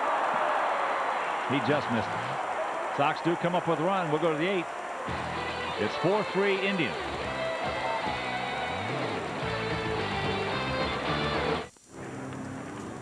Win a trip for two to Cuervo Nation in the British Virgin Islands. Visit the Jose Cuervo Cantina by the scoreboard or call 1-8666-CUERVO. Guess the number of home runs you think the White Sox will hit during the regular season, and you could be a winner. You must be 21 or older to enter. Josh Paul moves in behind the plate for Mark Johnson, and a pitching change coming on for Sean Lowe, Bill Pulsifer. And here's Jim Thome. First pitch strike. Little slider. Thome has walked 3 times tonight. 4-6-0 for the Indians, 3-8-2 for the Sox.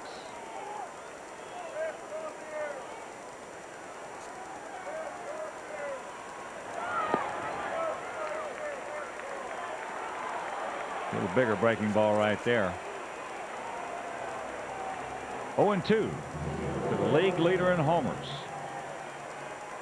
The slugging Jim Thome.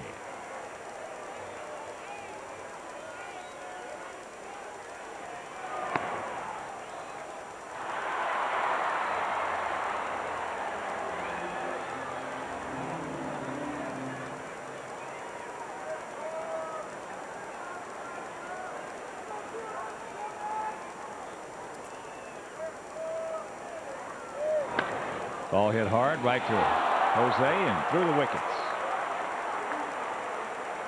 That'll be an error. Well, the defense was shifted all around. Jose Valentin was over in the hole, placed perfectly. Thome just tries to stay with it, does a good job, and hits it right to Valentin.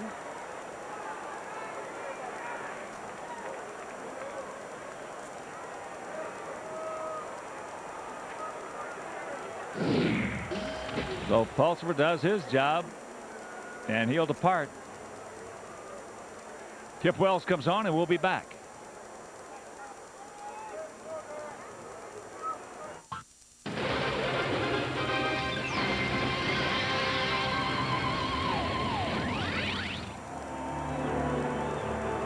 Kip Wells has no outs here in the top of the 8th inning. Runner on first base. At the 9-9 record with a 4.10 ERA. Kip's throwing the ball very well out of the bullpen. His last 4 times out has been has recorded a hold and in 4 scoreless innings. So Kip needs to continue on right here and just keep this game status quo. He'll have Burks, Cordova, and Fryman. Burks 0 for 2 with a sacrifice fly.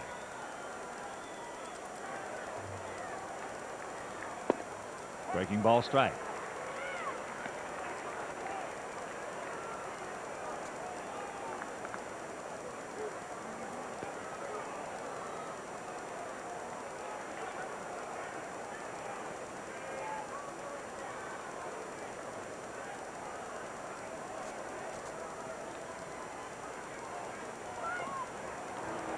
Nice pick by Josh Paul.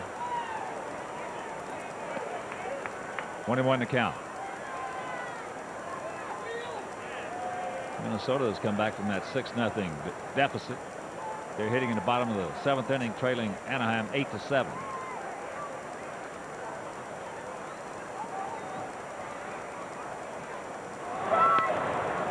Fouls it back in the count 1-2. The board up there saying that's a 94-mile-an-hour fastball from Kip. I was watching him warm up. He was throwing the ball real well.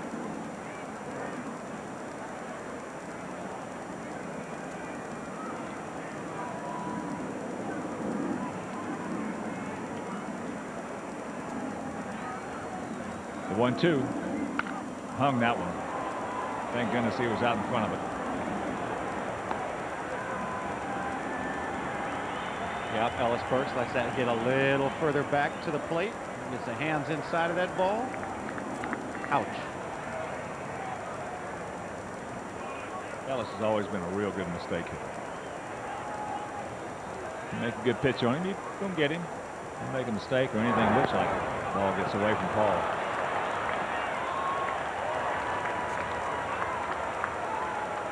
So Tommy in the second.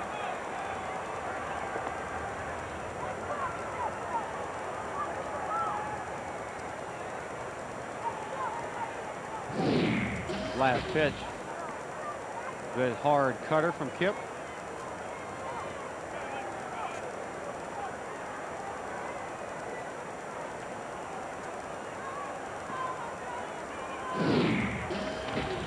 And the 2-2. Much out. That'll be a pass ball on Josh Paul.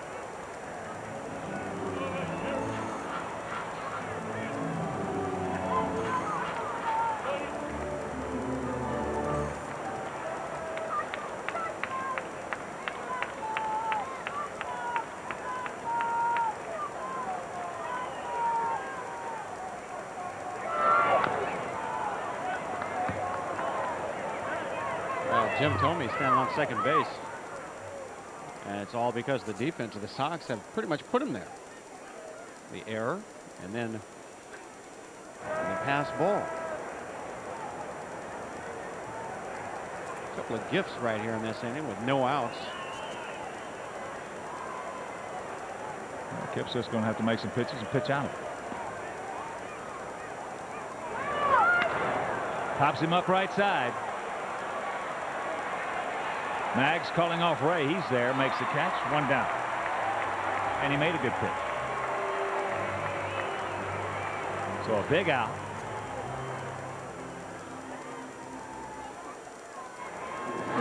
Last pitch by Kip. A good hard cutter away. That's a pretty good pitch, 3-2. So here's Marty Cordova. He's 0 for 3 tonight. Tried to bunt his first time. John Garland made an excellent play to get him. Struck out his second at bat and hit into a 5-4 fielder's choice. So he got a good breaking ball to hit right there. A hanger. Well, Cordova just part of that list of how well the Indians have been doing with runners in scoring position. Came into this game hitting .323 with runners in scoring position.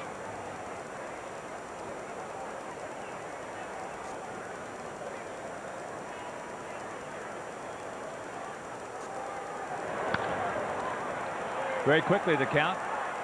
0-2 to the Indian left field. And got a reminder, Sox Fest 2002 will take place February 1st through the 3rd at the Hyatt Regency Chicago downtown. Meet current players and White Sox stars of the past. Collect autographs and shop for unique baseball memorabilia. Mark your calendars now.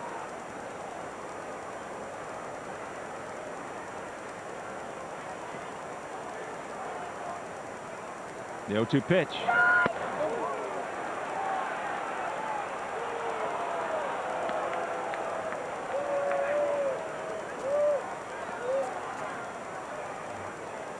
Kip, you might be able to just stay right there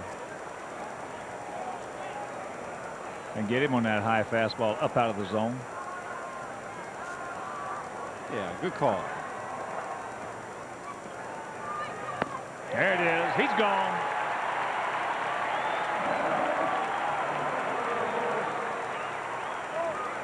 As you've seen the last two ball games, when hitters have a tendency to chase the high fastball and they lay off of it one time, you go right back to it that next time. They think they tricked you into not doing it again, and they can't help it that second time. I know, I used to do the same exact thing. Hard for a guy that chases a high fastball to lay off of it more than once. So here's Fryman. Slide to center, struck out, and gone out to left.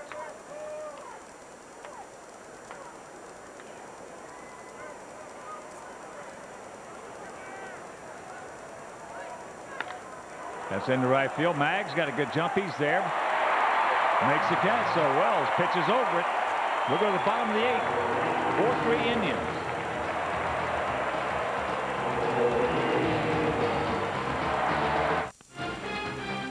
Fox Sports Net's coverage of Chicago White Sox baseball is brought to you in part by your Chicago area Lexus dealer, who invite you to test drive a Lexus today. Primeco. With Primeco, you get better local rates, smarter roaming rates, and long distance included. So go ahead and call. It's Primeco.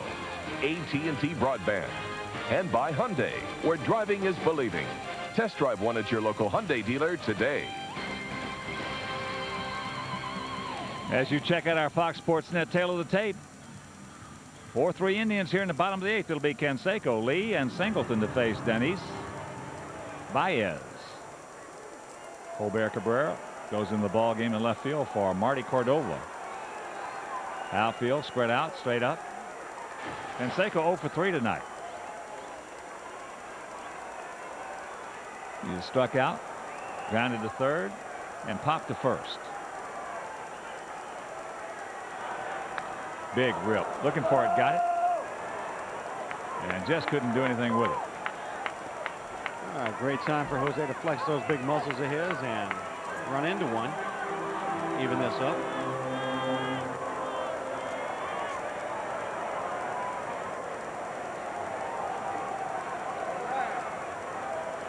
Power on power. Baez is good fastball.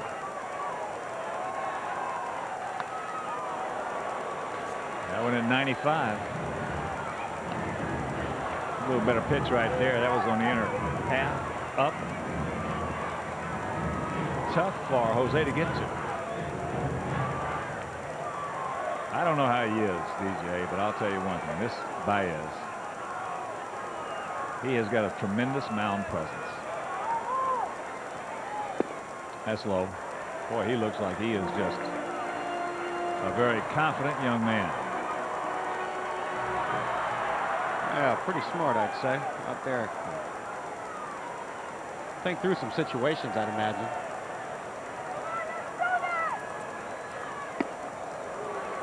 That breaking ball high. 2-2.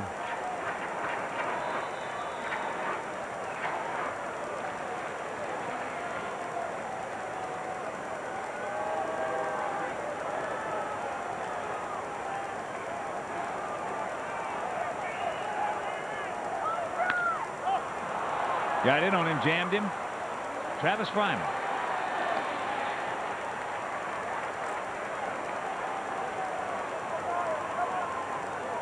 So one out, and that'll bring up Carlos Lee. It just appears to me that, you work Baez into a fastball count. And there's a difference in him throwing the fastball to you versus you working him into a fastball count. It's not that much of an advantage as there's the off-speed pitch. Yeah, you're right, because his fastball is that good. Yeah. And he can locate it if he has to. And you saw him tying Canseco up there.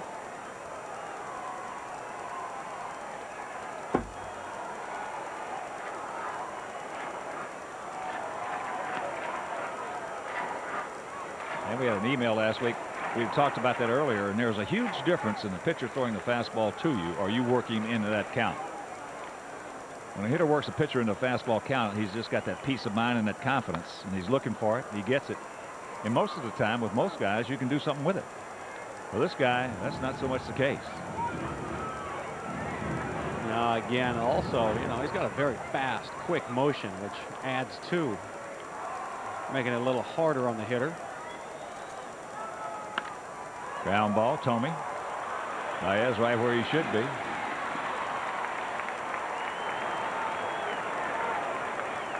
So 2 out, and that'll bring up Chris Singleton.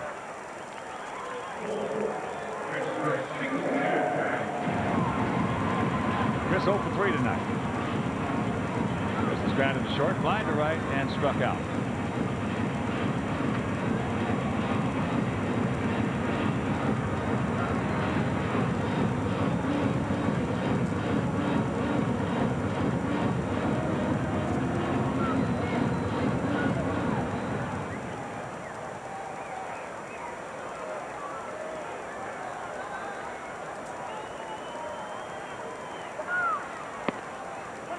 First pitch strike.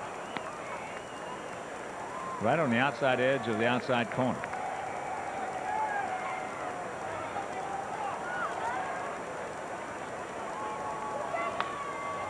And very quickly, Chris in a big hole, 0-2.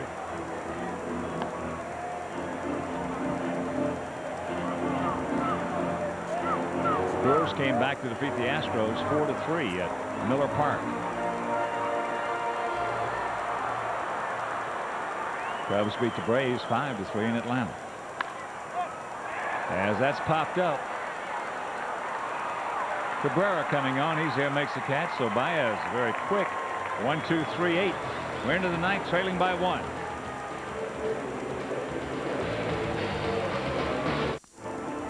The time right now to take a look at our Jack Daniels nightcap recap pitching summary. John Garland went 5 1/3, 4 hits, 3 runs, 3 base on balls, and 3 strikeouts. Threw the ball well. Left the ball game, and some runs were given up that he left out there. Ryan Drees, first major league start, threw 5 2/3. A couple runs. He threw the ball very, very well himself. And Baez has retired all the batters that he has faced. Einar Diaz, the catcher, will lead it off. He's 0 for 3. He's gone out to left, grounded to short, and struck out.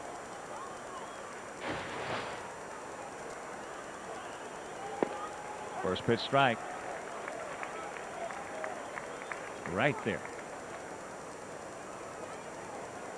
And a reminder, make your plans to be with us at the ballpark tomorrow afternoon. Rocky Biddle against Dave Burba. Then a 6 o'clock start on Monday night. Gary Glover against C.C. Sabathia.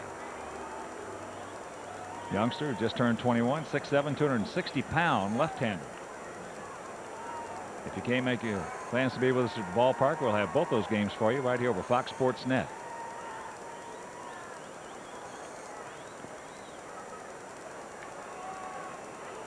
One and 2 the count. If you're looking to the Sox ninth, schedule hitters are Clayton, Paul, and Durham. Activity down in there. Bullpen, 32-year-old right-hander Bob Wickman.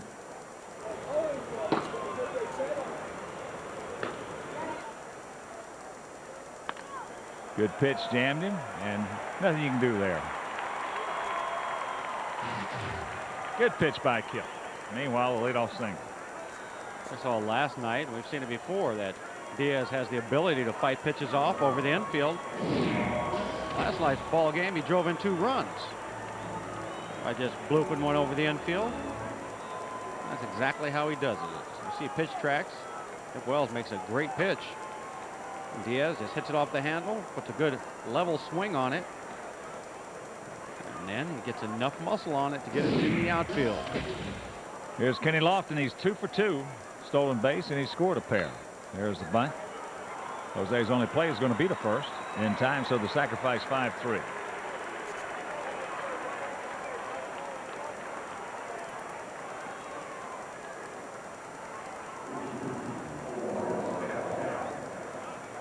Jose did a good job coming in hard and getting himself a chance to get in a better throwing position on that bunt.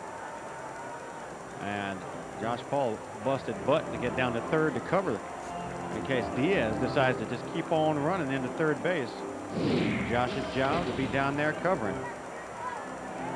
Nobody at third right now. Josh is busting down there, and Jose with it accurate, running in the right direction towards first throw.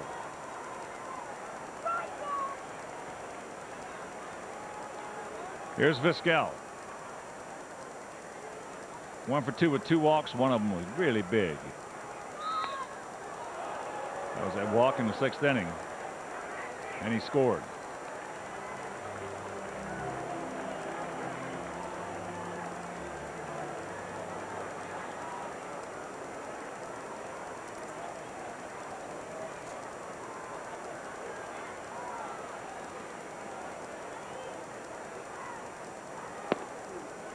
Oh, and 2 the count. Outfield around to the left. They're spread out.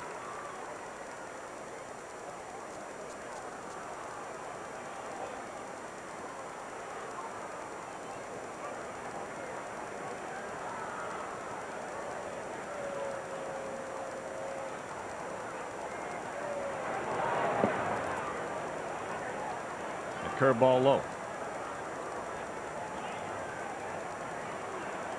Minnesota has come back to take a 9-8 lead over the Angels.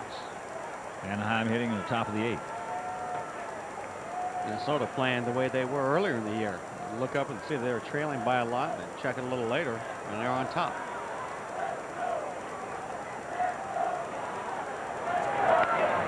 Good pitch right there, and on the fist he fights it off. Yeah, they were trailing 6-0 after 3. Texas was leading Kansas City 7-0. He's now tied at 7. Royals sitting in the bottom of the 7th. And with that 2-1 Yankee victory over Boston, Yankees now have themselves an 8-game lead.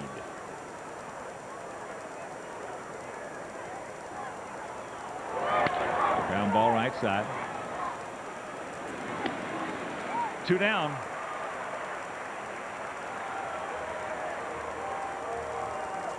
And here comes Alomar. He's 2 for 3, 2 doubles, 2 RBIs, and a run scored.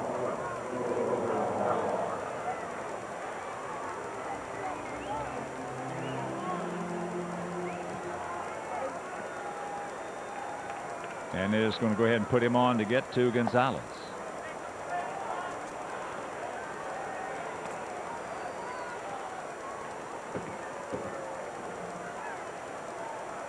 Well, he's had 2 opportunities tonight to drive in runs, and he has done it both times. Also, in the 4th inning, after Vizquel reached with a bunt single, he sacrificed him over. So, talking about one of the best situational hitters in the game, you're looking at him. And the funny thing about it is nobody has to give him a sign. And let's check out our Dodge drives of the game. This was in the 6th with 2 on.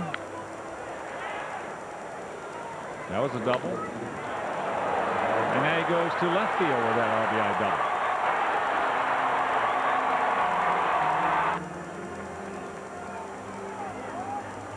You said it. He's one of those players that nobody has to tell. He knows how to play the game, what it takes, and he knows how to think with the pitchers. They're going to try and go away from him. He's just one of those guys that adjusts very well to any situation in that batter's box.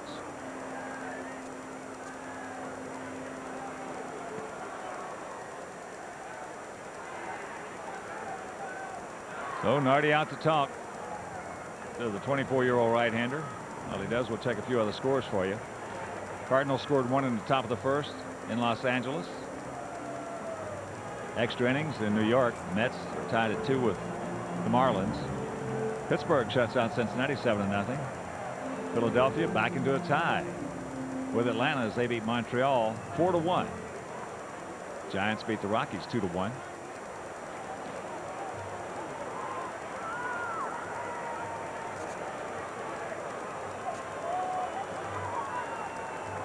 Gonzalez 1 for 3 with a sacrifice fly.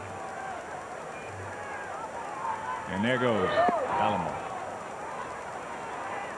That's his 25th stolen base in 30 attempts.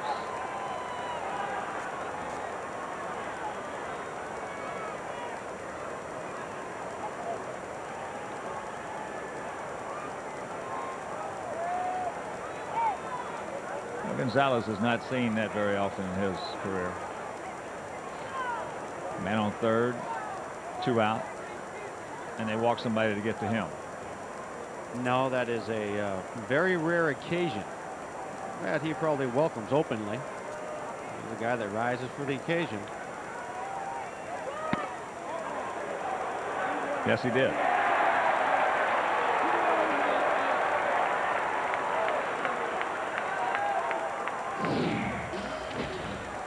Tell you one thing, that will definitely get your juices flowing if you're the hitter. Well, it's a thing that you can't let it motivate you too much, because you can get yourself out of your game where you get a little too pumped up if they'll walk somebody to get to you. So you got to be under control at the same time. You say, I'll show you.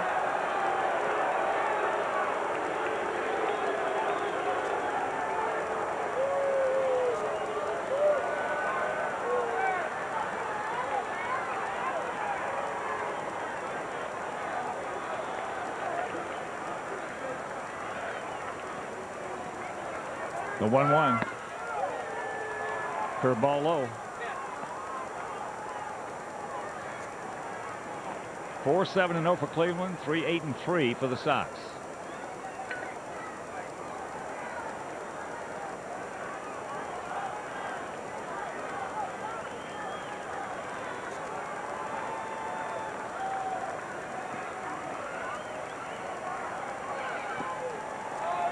And the count 3-1 with Tomey on deck.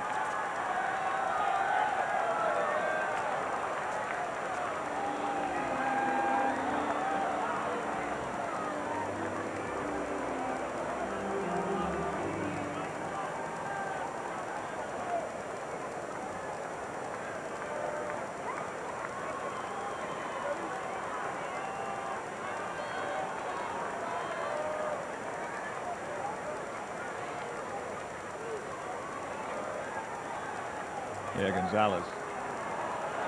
He's juiced up a little bit right now.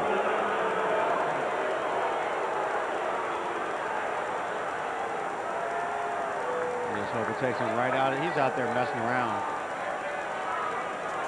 Well upset about the check swing call. Pitching around Robbie to get to him. You name it. He's got it all working for him. Here's the 3-1. And that'll load him up.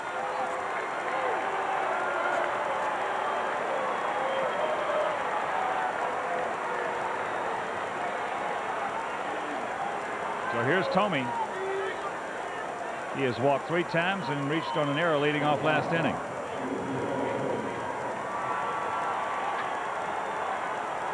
Sox packed with Indians.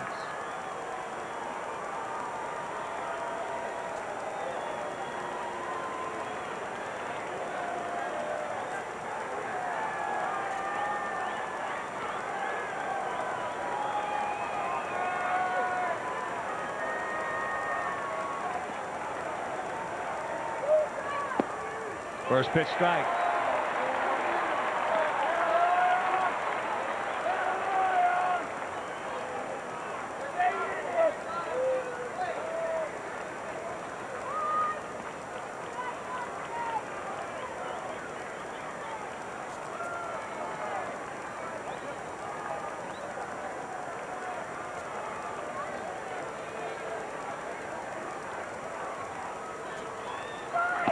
Upstairs, 0-2 the count to Tomey.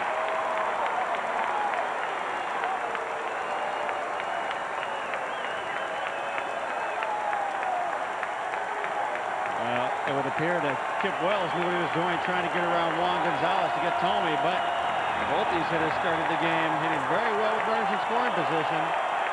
Gonzalez, 328, Tomey, 324. Stay right up there, Kip. Yes! Wells pitches out of it. And we'll go to the bottom of the ninth, trailing by a run.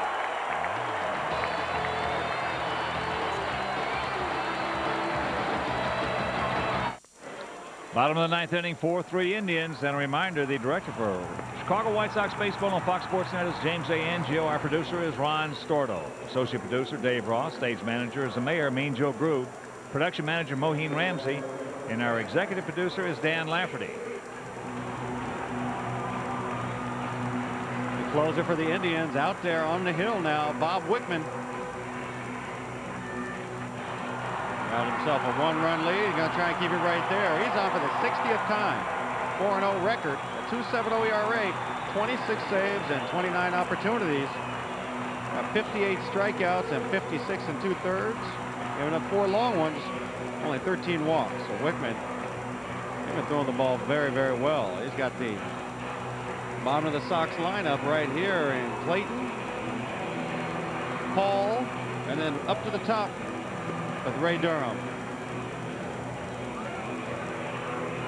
See Royce Clayton 3 for 3 tonight, and those are the pitches that he has been offered to go ahead and hit. So he has not missed the opportunity when they've been over the plate tonight, and hopefully Wickman going right in that same location of number 2, right down the middle. Come on, Roycey. Have a good night.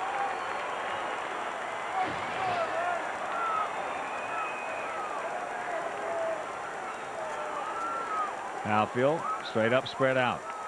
Kleiman in close, guarding the line at third. Thome well off the line at first. He's back. First pitch hammered, but foul.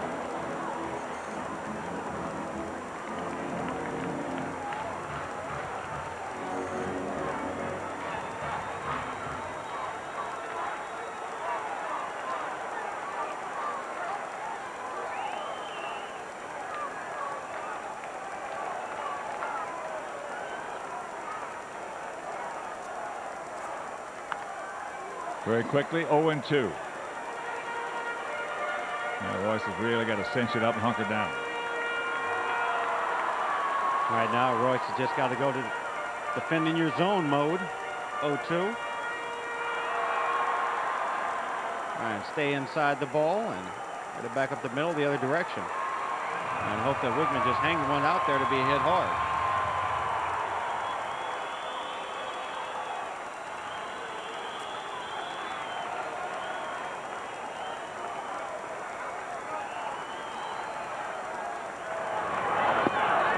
Off that one.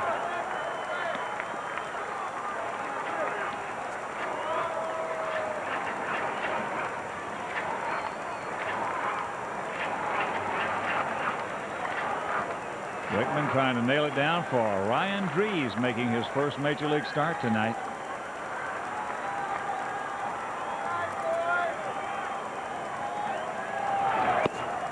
And the count 2-2. Wickman, a big man, 6'1", 230 pounds. Bobby might give a little bit more than that 230.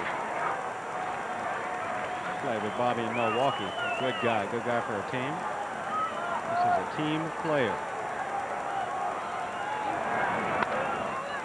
Thome was not guarding the line, and it turned out well for him.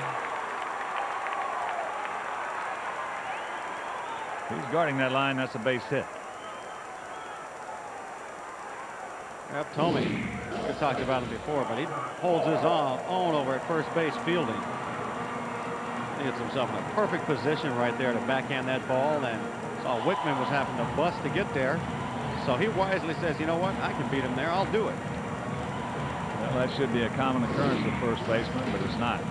No, and you're right. If you can avoid that throw to a pitcher, avoid it.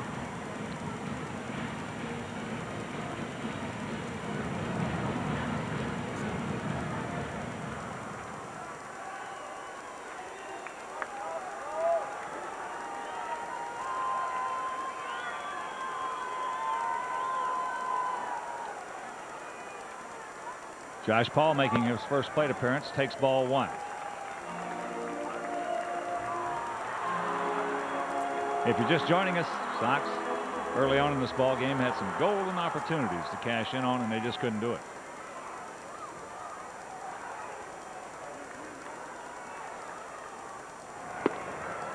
And the count 2-0.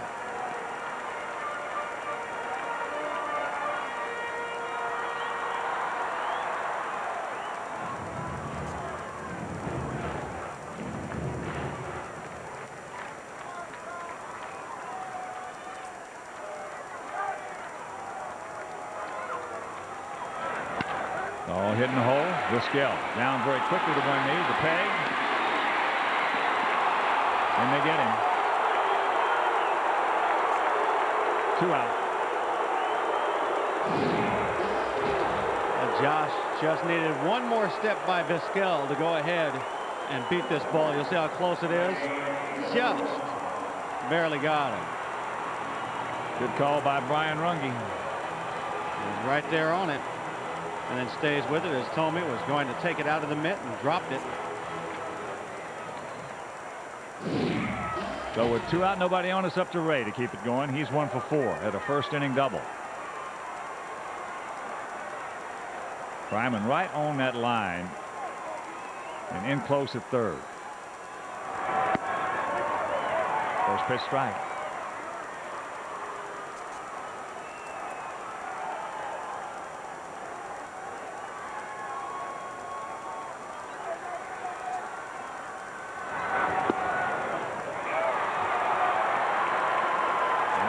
Down to our last last bullet.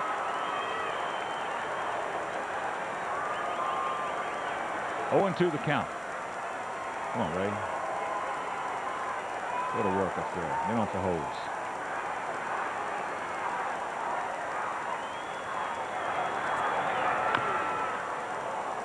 Protecting the plate.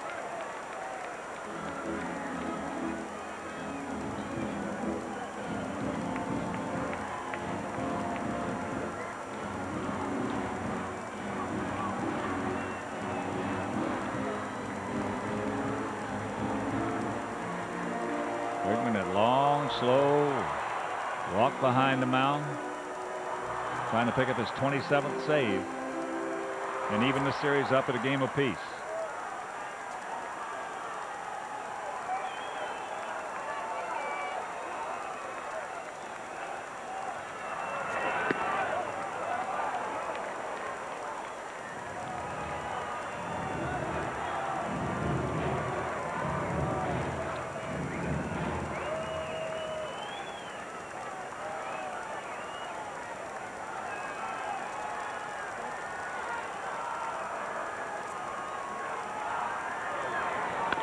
There's a chopper to Hopper. Tomey take it himself, and this ball game is over.